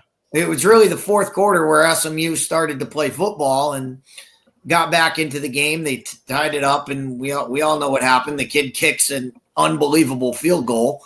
Yep. But that being said, Clemson won the game. So why they got snubbed with not getting a bye? There's no mechanism for it. It doesn't make any sense. Right. No, I like that Boise State got up there, but again, Boise State hasn't played any. They haven't beaten anybody. Right. So and they got a top 4 seed. Nobody really won their way to where they are. You look at Notre Dame is kind of the same way. Their one win was against Texas A&M, which was buried by the fact that Texas beat Texas A&M. Yep. So, Notre Dame don't really have any say. But I'm surprised that they fell as far as they did. I thought Notre Dame would be that next team. They would be that 5th team. Right. They end up falling, I believe, to 6 or 7. They fell to 7. And you said all year that because and especially after the loss to Northern Illinois, and I want to concentrate there for a moment. Because of the loss to Northern Illinois, they bounced back. They ran everybody over. And because of the fact they're not in a conference, they will be set as the 5th seed. You predicted that all year. Why did they fall to 7? They fell to 7 because they're Notre Dame, and that's really what it is. I mean, I'm pretty sure they bumped Clemson up there because of the conference championship. I'm trying to think of why they put Texas above them. Why they did all. I mean, it's not like Texas. Also, their only big time win was against Texas A&M. Yeah. So again, they're right in there with Notre Dame. You go along Notre Dame's schedule. They have more quality wins than Texas does. So I can't explain it. You look at what the committee did. Well, the committee looked at it and said, "Well, Texas plays in the SEC and Notre Dame doesn't." But that shouldn't matter. Again, if there was a strict criteria to this, we'd be able to say, "All right, this is why this team is here." It's not. It's basically by spot and by team. Oh, this team. Texas is ranked 6th because they're in the SEC and they lost to Georgia twice. So their losses are better than Notre Dame's loss. Well, okay. Well, if you're going by losses, why isn't Clemson higher? Why aren't these teams higher? Why is Michigan or why is Ohio State being rewarded for losing to a bad Michigan team? Well, if you said losses matter, if you said the loss matters, why is that? Why is Alabama being kept out of this when? And I understand everybody says Oklahoma was a bad loss, but they also lost to Tennessee. They also beat Georgia. They beat Georgia. So Alabama can go in there and make an argument for themselves. There's a lot there to talk about. SMU. I thought the ACC was a play-in game. Yeah, I thought whoever lost that game would be out, and SMU ends up sneaking in. So how did SMU get rewarded for losing their conference game with a playoff spot where they got to travel to Penn State? We'll break down all the games here in a few minutes. Well, I think what they did, and I do have to applaud the committee for this. I do think they didn't take championship weekend. They took it as, if you win, you get rewarded. If you lose, we're not going to punish you, because of that fact that I've been saying all year. You can't punish these teams for playing an extra game. Yeah, right. And you can't reward other teams, but at the same time, they did reward teams like Indiana, who got it. And again, Indiana, look at their schedule. Did they? You could say, yeah, they didn't lose their way out of it. Right. They didn't win their way into a playoff. Right. They didn't. They didn't beat it. They didn't play any of the big time Big Ten teams. Right. they didn't play. They didn't play Oregon. They didn't play Ohio State. They didn't play Penn State. Nope. And actually, they did play Ohio State, and they got crushed. They played Ohio State, and they got smacked. That was the one big game they had. The rest of the games they didn't play the big time teams, and that's the problem with these big conglomerate conferences. We have all of these games that we don't have the top teams in each conference playing each other. Yeah, right. we talked about structure earlier when it came to the Belichick situation. And for some reason, the bowl selection and the playoff selection always seems to have like this complete lack of structure.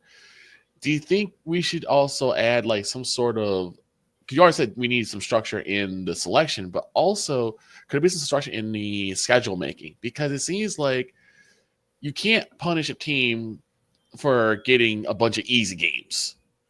Well, what they've done is they've let these conferences get too big.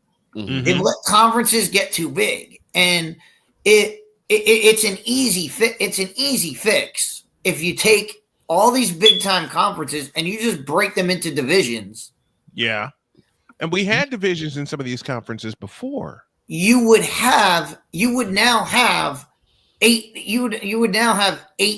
divisions where you have teams playing each other, and you don't have to sit here and say, all right, well, they didn't play X, Y, and Z. Because no, if you have 16 teams in a conference, well, if you have 8 in one division, 8 in the other, guess what? You can do 7 against each. They play each other, they win their division, they get in. They get into the playoff, and then you have the two division winners play each other in the conference championship game. Whoever gets the bye. The other team gets into the playoff, and we seed them accordingly. Right. But everybody knows what they have to do to get in. Right. Everybody would then know, all right, if we finish second, if we make it to our conference championship, we're gonna get in the playoff. The other teams, all right, we need to schedule, we need to schedule some out of conference games so that if we finish third in our division, because our division is really hard, at least we can go out and say, well, we went to an out of conference. We played an out of conference game that wasn't Mercer or, as I always say, Ohio Community College. You can't play those games. If you're playing those games, you don't deserve to be in the playoff. Right, because it's like a nobody team or a nobody school. And you're gonna have years that are weird where one division is just so awful that you're gonna have those. You have to live with those. You can't structure it so that if the conference is really bad, we can just kick you out. Like you cannot do that. Right. So you have to reward teams for playing each other. And that's the problem with these big time conglomerate conferences is you look at what Georgia did. Yeah. Georgia, if Georgia had run the table this year, we'd be talking about Georgia being one of the best teams of all time. Yes. They went to Texas. They went to Alabama. They played Tennessee at home. They played Georgia Tech, which turned out to be a tough game after what they did to Miami. So you look at everybody. They started the season against Clemson, another playoff team. Yep. They played 4 playoff teams. When you figure they played Texas twice, they played Clemson, they played Tennessee, they also played Alabama. That's 5 games right there that are insane. And they nearly stole that Alabama game. Yeah, and like I said, if they had run the table and been undefeated going in, we'd be talking about this is one of the greatest teams. This is one of the hardest schedules we've ever seen somebody play. And remember, they were held to 10 points against Mississippi on the road, and that too. And Ole Miss. I mean, Ole Miss is going to play. They're going to play in a big time bowl game as well. So it's like, you just keep going down their schedule. It's like they went through all this while other teams like Texas played Georgia, and that's it. Mm-hmm. So you fix the playoff by breaking these super conferences into divisions. I think that's the easiest. I think that's the easiest way to do it. I mean, the best way would just be to get everybody into conferences that are like conferences and have them play it out on the field. But we all know that's a pipe dream, and that's never going to happen. True. But you have to make it. You have to reward teams for playing games in the regular season. Because once you stop doing that, and that's my fear of looking at how teams got into the bottom of the bracket. SMU didn't play anybody, but they had one loss. Okay, but they didn't beat anybody. Right. Indiana had one loss, but they didn't beat anybody. Ohio State, yeah, they beat Penn State and Indiana, but they lost to Oregon. They lost to Michigan. They had a rematch with Oregon on their doorstep, right? And they choked it away by losing to Michigan. And they choked it away. I mean, they got lucky that Miami got beat by Syracuse. They got lucky that Alabama got beat by Oklahoma. They lucked out for other teams losing, but they didn't win their way in. Right. And that's what I've been saying this whole time is you make it about winning. You make it winning your way to the playoff.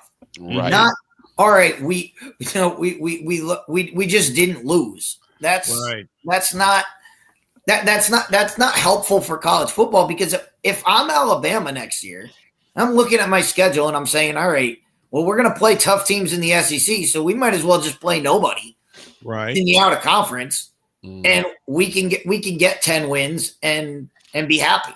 We can get 10 wins and we have a shot at the playoff. Well, yeah. If every team starts doing that, we're not going to have fun Saturday college football until we get into conference play and they're forced to play each other. Yeah. And that's not something we want. And for the longest time, when I first started watching college football, that's how it was.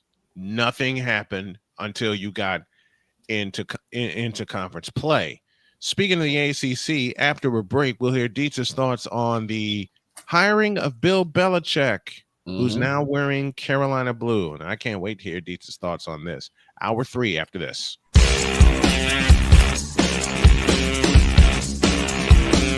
This is Snowman in the Morning.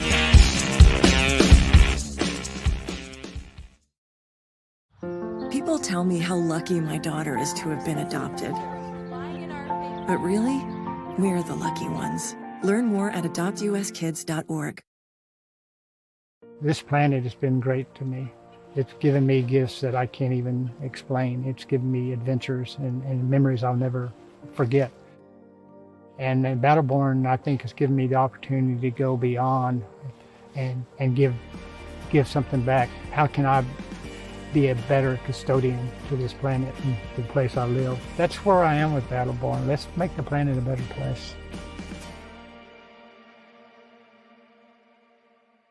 Whether it's news, the largest egg producer finds bird flu in chickens at a Texas plant, weather, devastating tornadoes rip through the heart of the United States, inspiration, a breast cancer survivor completed the journey of chemotherapy and now begins a future one of matrimony or sports. Michael Jordan is shown on a photo with Diddy. LeBron James has a video extolling the virtues of a Diddy party. This has been yet another beating a dead horse presentation. We got you covered.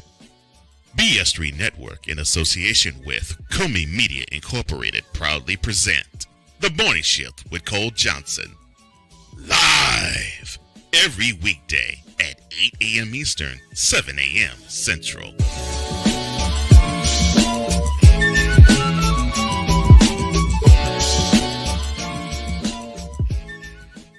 Here's an important message from the Diabetes Solution Center. Do you like pricking your fingers to test your blood sugar levels? No one does, but it's important to maintain your health. And now, by wearing a small remote device called a continuous glucose monitor, or CGM, you don't need to prick your fingers anymore. It's easy to use and helps you make more accurate diabetes treatment decisions. If you are testing your blood sugar 3 or more times daily, injecting insulin, or using an insulin pump, call the Diabetes Solution Center right now. And if you have Medicare or most major insurance coverage, you may be able to get a new CGM at little to no out-of-pocket cost. Shipping is free, and we'll even bill your insurance company for you. If you are testing your blood sugar 3 or more times daily, injecting insulin, or using an insulin pump, call the Diabetes Solution Center right now to learn how to end the painful finger sticks and get your own continuous glucose monitor, or CGM, at little to no out-of-pocket cost. SeatGeek is the ticketing app for fans like Boomstick Lady. No free throw is safe from the roar of her sticks. SeatGeek helps her find a seat in the direct eye line of the shooter so she can sit where her boomsticks make the biggest boom. Everybody okay? SeatGeek handles the tickets to sports, concerts, and more, so fans can fan. Join the transporter to Hades. Your butt and gut becomes one. Join the reformer of hooker whores. This is my daughter, Placenta Booty Johnson. Join the bronze car. Whenever you are in distress, take off your baseball cap and throw it in the air. Join your very own superhero of broadcasting, Chris Bass. So whatever color crayon they get, they palm it and do 2 circles, and that translates to, I can beat up black people. As she takes you through the week's paces in Baseline. Live every Saturday at 8 a.m. Eastern, 7 a.m. Central, No, Pacific Time Zone people, just stay asleep when this is on live and just catch the recording. Oh, I'm sorry. Exclusively on the Chris Bass YouTube channel.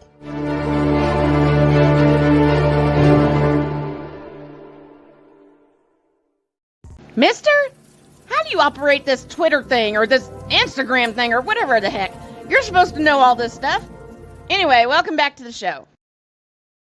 As we started this morning, Bill Belichick is wearing Carolina blue. He's been hired as the coach of the University of North Carolina Tar Heels football team, and everyone's had thoughts on that, some positive, some negative. But let's hear from Dietz. Your thoughts on this hire? It's neither. My thoughts are neither positive or negative. I'll go Bill Belichick. It is what it is. Right. I mean, you just came off having Mac Brown as your coach. True. So North Carolina, what are we doing here? The person I want to hear from is, you know, who's probably the most upset right now? Who? Lawrence Taylor. Point. And I can tell you this for a fact. Mm-hmm. Lawrence Taylor hates Bill Belichick. Yeah. And now he's coaching at Lawrence Taylor's alma mater. Yep. I went to an autograph signing and got to meet Lawrence Taylor, and of course we're in Connecticut, so a lot of Patriot fans. Mm-hmm. So somebody asked him about how he feels about Bill Belichick, and Lawrence Taylor told the greatest story of all time. So Lawrence Taylor, when Bill Parcells was thinking about hiring Bill Belichick as his defensive coordinator, mm-hmm. Lawrence Taylor walked into Bill Parcells.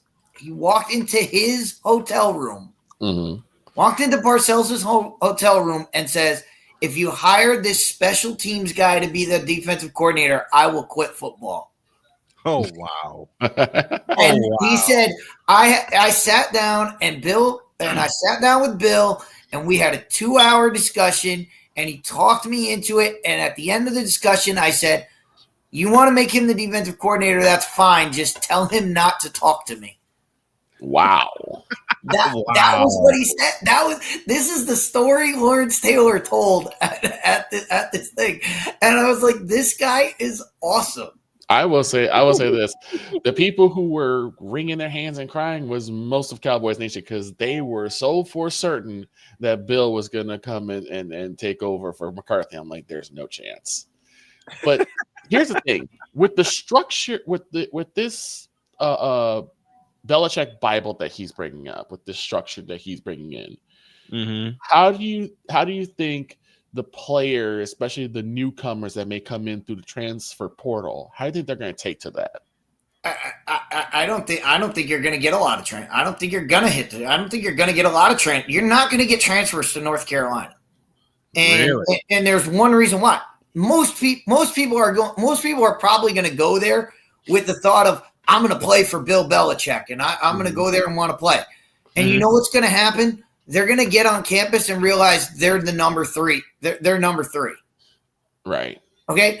It does not matter. North Carolina, Tar Heels, and I'll cede this. If Jay Spivey tells me I'm wrong, I'll cede it to him because he is North Carolina. That he is.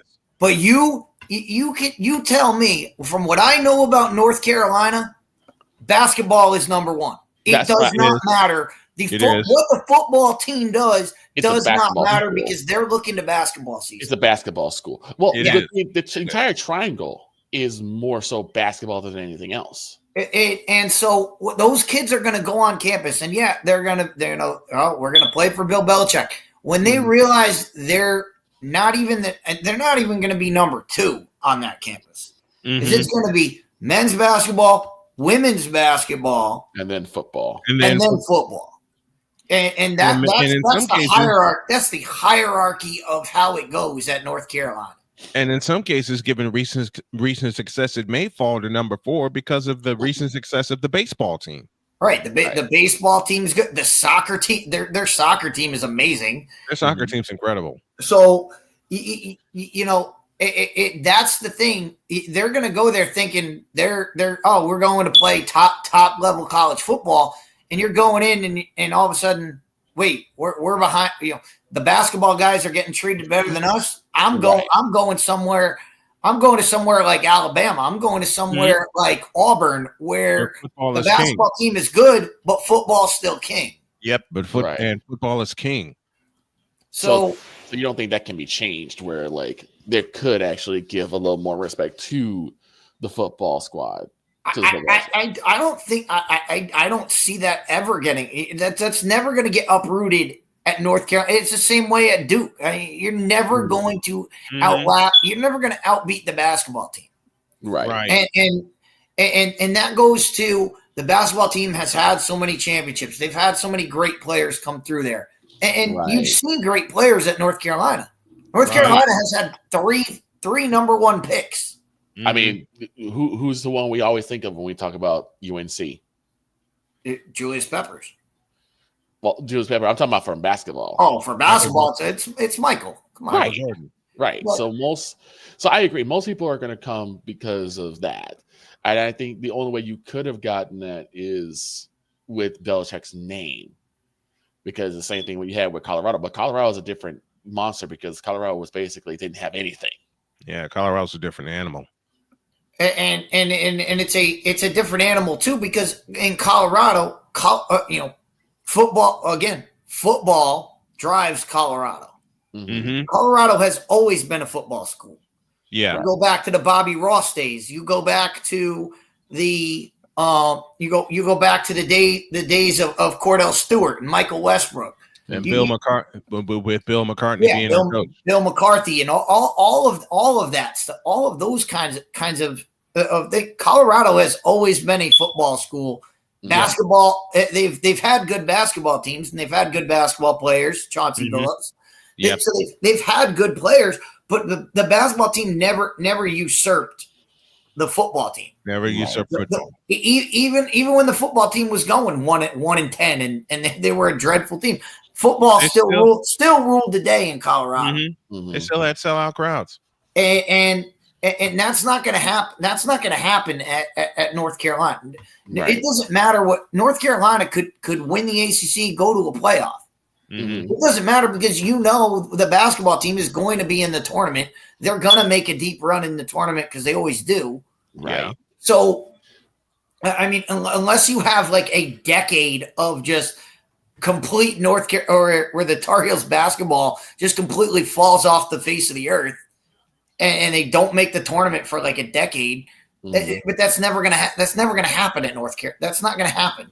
Right. That's not realistic for North Carolina. North Carolina in 10 years they'll probably make 9 tournaments. Mm-hmm. And probably a lot of them as number one seeds. Something you had said a while back in your first few years on the show. You said one of the best coaches they've ever had was Larry Fedora, and it's because he spoke the truth about college football and how that hierarchy plays out. Mm-hmm. And it's starting to play. It's starting to play out here with the playoff, and now with Carolina hiring Bill Belichick as their coach. Mm-hmm. You said sometime back, Dietz, that in the future they'd go for a big name instead of someone who can really help the program. Do you believe that even more now with them hiring Belichick? I think so. What really is going to come down, and this is how it is. It's still, can you recruit? It's can you get Bill Belichick go, and Bill Belichick is a personal guy. From all the people I've never talked to him. But from everybody who has talked to him, they've always said he's a different guy in front of the mic than he is sitting down in your living room. Really? And that's always what they've said. Like Bill Belichick, like he's a personable guy. He's funny. He's worldly. He's a worldly guy. The problem is the perception of Bill Belichick is he's a curmudgeon. He's not going to look at, when you're recruiting these kids, you have to be able to be that guy. You have to be the guy that these parents are saying, yeah, you can have my kid. That has the charm. You have my kid's best. You have my kid's best interest at your heart. Mm-hmm. Is that anything we've ever thought about Bill Belichick? No, we've always thought he has the team and football before anything else. Yeah, he has that stink face that most people can't. And a lot of those kids, a lot of parents are not. They're not going to send their kid there. No, they're not going to send their kid there because they're going to be like, no, he's going to look out for the football team. He's not looking out for my kid. Great point.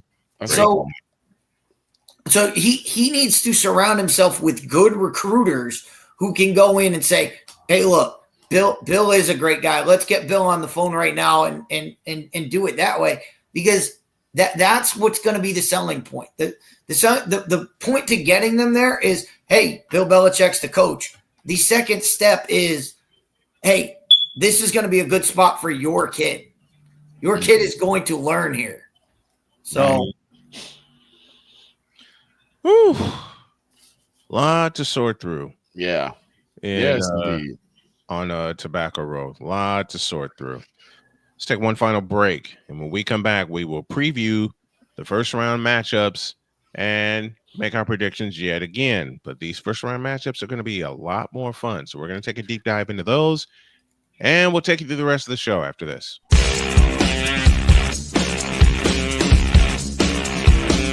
This is Snowman in the Morning.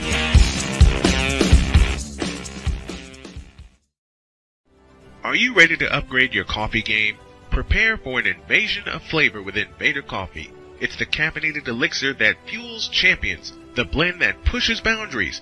Whether you're battling deadlines or exploring uncharted territories, Invader Coffee has your back. Join the invasion at invadercoffee.com and taste the difference for yourself. Use the code Snowman for 15% off your first order. Invader Coffee, veteran owned.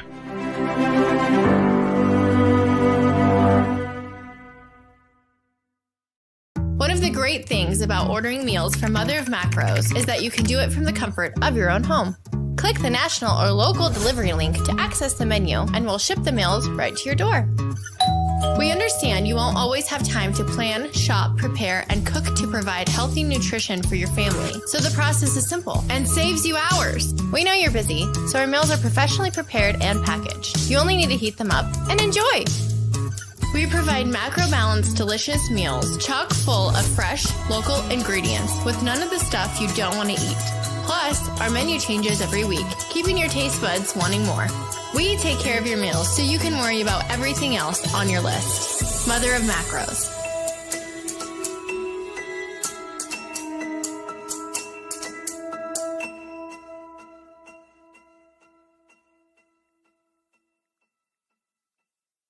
SeatGeek is the ticketing app for fans like the High Five Strangers guy. Game-winning interception. First down. Just a nice, solid tackle. If you're in arm's length, you will be swapping skin with this extrovert. You see, he knows SeatGeek got him a great deal on tickets, so he can focus on what he does best, smacking palms. SeatGeek handles the tickets to sports, concerts, and more, so fans can fan. Quinn. Moment of clarity. I haven't watched BT in years. KP. Drake needs to come back with another triple platinum album. E Digger. And then you have Ray J. Like, I can't stand that River Cricket. The Guru. Okay, the level of crack she's smoking, I don't want it. BS3 Network proudly presents the Knucklehead Chronicles podcast, where from card tips to hot topics to meep of the week, anything goes. Live every Sunday at 2:30 p.m. Central.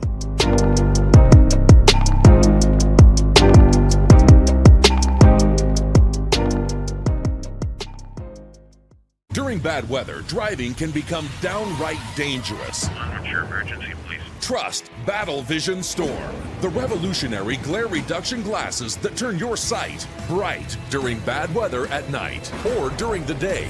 Watch your ordinary vision become extraordinary. Battle Vision Storm uses light optimizing lenses that block blue rays, so you see clearly in heavy rain at night or blinding snow during the day. Heavy rain, snow, sleet, or fog can make it impossible to drive. Not with Battle Vision Storm. Get your Battle Vision Storm for only $19.99. But wait, due to rising costs and supply chain shortages, this may be your last chance to get your very own at this low price. There is a strict limit of 4 Battle Vision Storm per order while supplies last. Don't wait, order now. Call 1-800-483-6319 or visit battlevisionstorm.com. So call 1-800-483-6319 now. Mister? How do you operate this Twitter thing or this Instagram thing or whatever the heck? You're supposed to know all this stuff.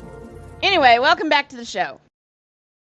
All right, let's take a look at the first round matchups. And the one that I want to concentrate on as we welcome you back to the show is Ohio State and Tennessee in Columbus. Now, many have come to me that are Buckeye faithful and they're confident. I am of the opposite. I mean, you play this game, you play this game without fear, yes. But I think Ohio State has a lot to fear from Tennessee coming into their house next Saturday. Well, they gotta be perfect. They cannot make careless mistakes like they did against Michigan.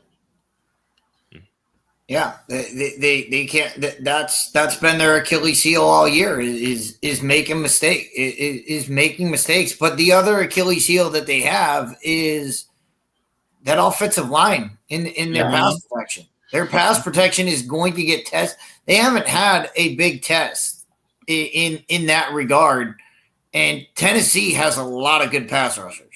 They do. They have great pass rushers, but something else we've always said on the other side of the ball, two things. Well, actually, with this game all together, and I'll turn it back to Deets. Two things that they travel with: a defense and a running game. All that's going to be true next Saturday night. And the key to this game is going to be tempo. It is who controls the tempo. because we all know Chip Kelly, the offensive coordinator at Ohio State. We know he likes to run fast. Right. Josh Heupel runs even faster. Right. So whoever's often clicking, that's gonna be the key to this game. Is gonna be who's controlling, and it's a lot of people will look at time of possession as you controlled the game. That's not going to be the case in this one. This one's going to be fast paced, and who's getting their offense going. Because that's the way that these two teams play. For Tennessee and in 8 play, 1 minute and a half drive, it is a great drive for them. Right. Yes. For most teams, they're like, wait, a minute and a half, we probably didn't get that far. They're up and down the field. That's how they go. Right. So they can't have Tomlinitis where they play down to the other team's level. They have to play their game. Both teams have to play their game. Yeah, and you saw that's what happened in in Columbus against Michigan. Ohio State was really never able to get out and hit the big plays and run their tempo offense. They weren't able to do that. And the other big thing in Ohio State right now is the kicker. How is that kid going to recover from missing a big kick? And, that would have tied the game. That would have tied the game. That can destroy a kid. That can, especially a college kid, that can destroy a kicker at times. It can. It destroyed him to the point where no one now is looking at Ohio State to be viable and be dangerous. I'm not looking at them that way either. And all you have to do is look at their performance against Michigan. But to bring up something that you've said before, Dietz, look at their offensive line. Yeah, the problems they've had on the line. They make up for a lot. They make up for a lot of that. A lot of their offensive line they make up by getting a lot of those quick throws out. A lot of their big plays are yards after the catch, and that's one thing that in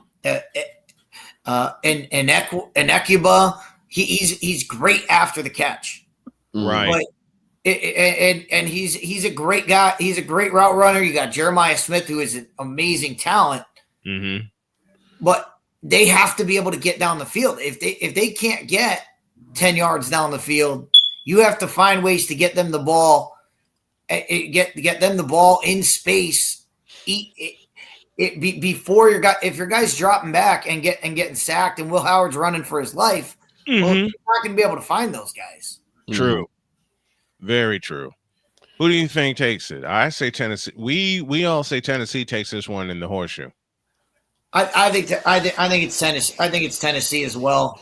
I have too much faith in that offense, and I love Nico, the quarterback.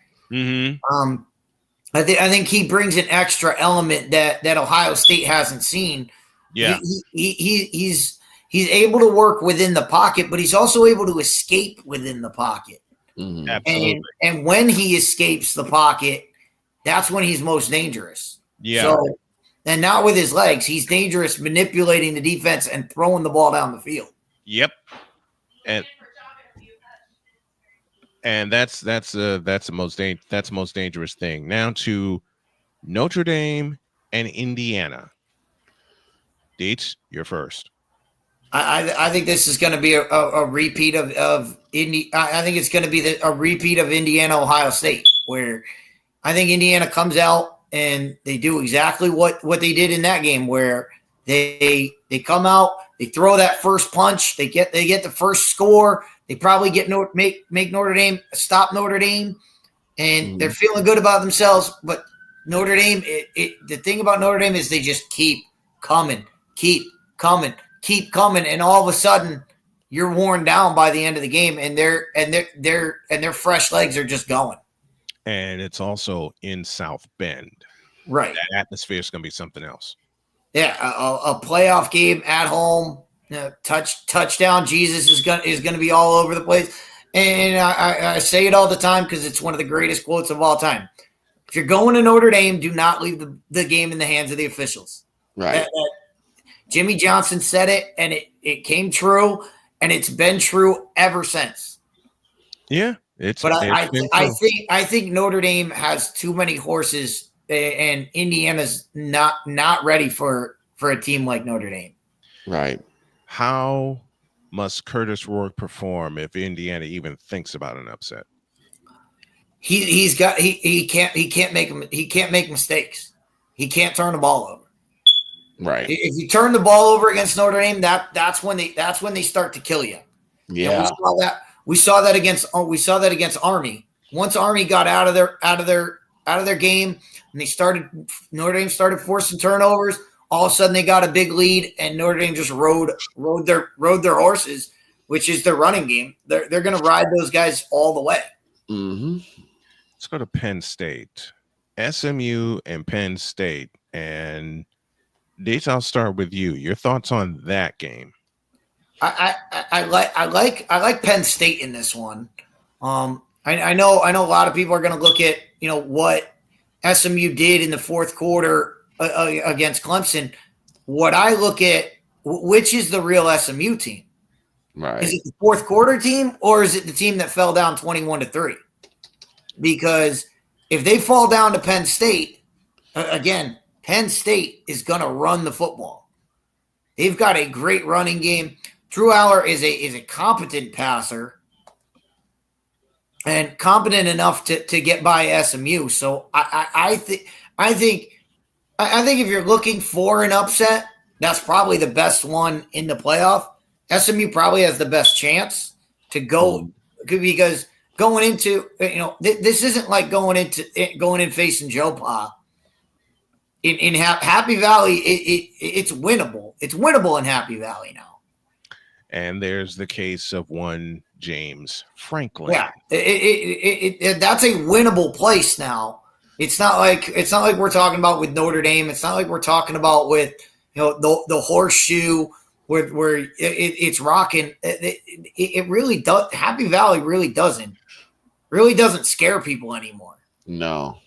And part of that is because most of what Penn State does is on offense. It's not the defense that it used to be. Mm-hmm. So that plays a lot into it. I mean, they haven't been linebacker U for a while now. Right. So, so that tells you a lot. But I think Singleton, the running back, awesome. He's just awesome.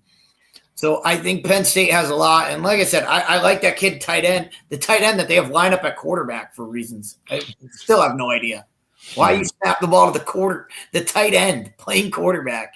It's fantastic. Right. Yeah, I saw that a couple times against Oregon. One more to look at, and then we'll get on out of here. And that is Clemson and Texas in Austin. And that's the middle game of the triple header. And again, if this were in Death Valley, I would say, all right, Clemson's got a shot. Mm-hmm. But in Austin, no way. No way. And I think Texas pulls away, and they get started early after being punched in the mouth twice by Georgia. Texas has a lot to prove in this game. Yeah, and I think what Texas has to do in this game. Texas has to get established early. And by that I mean they have to throw the ball to their wide receivers early. Yeah, they got to play mad but not reckless. You saw that against Georgia. You saw once they started getting they didn't get their wide receivers involved for a long time. Right. And once they did, they started moving the ball up and down the field. They started moving the ball on Georgia. I think Sark has to go back and look at that and say, we need to get the ball in the hands of our playmakers early, get them in a feel of the game. Then we can start running the ball. We can start running our screens that they do so well. They can start doing that when they spread the field out a little bit. Mm-hmm. It's going to be something to look at. It's all about the college football playoff. But we forgot about the best game coming up. Oh. The game Army, I'm interested in is on Saturday. Army Navy. Army Navy. That's the best football. It is college football at its best. Why couldn't that be a playoff game, man? Yeah, I know, and we're gonna see. Bryson Daly. I mean, what this kid does at quarterback is so much fun to watch. Should be. I don't care if he's running. I don't care if he's throwing. I don't care what he's doing. He makes the game fun. Should be a Heisman candidate. We never got a chance to discuss this with you. The floor now. He should be in there. He's going to be the leading NCAA. He's going to lead the NCAA in touchdowns. Mm-hmm. He right now he's tied, and they are -1 game. Yes, and but you always know it doesn't matter. Army's playing great. Navy had a good season, not a great season, but none of that matters. None of that matters on Saturday. Because one side is screaming beat Army, one side screaming beat Navy. And at the end of the game, it as I've said, Iowa's got the best tradition, second best tradition. At the end of the game, they go and they listen to the pep bands. They listen to their music. That is always great, and it's so good to see the respect that these guys have for each other. Absolutely, because they know, hey, when this game ends, we're all on the same team. Mm-hmm. Can't wait for that one. 3:30 on Saturday, and that's Chris Dietz joining us for this extended edition of Totally Dietz. He's going to be around with me when we start covering the playoff games, and it's going to be a fun one. Dietz, thank you, buddy. We appreciate you. We love you. We'll talk to you next week. Thanks, guys. Have a good one. Enjoy, and we'll talk more in depth next week because we still got a week to go till these games are played. Absolutely, absolutely. Thank you, Dietz. All right, guys. Passionate. Come after me. I'm a man. I'm 40. Unflinching. Let's go back to losing. Parking was easier. Unrelenting. They're not going to keep him off the field tonight. Totally. This one has a chance. Dietz.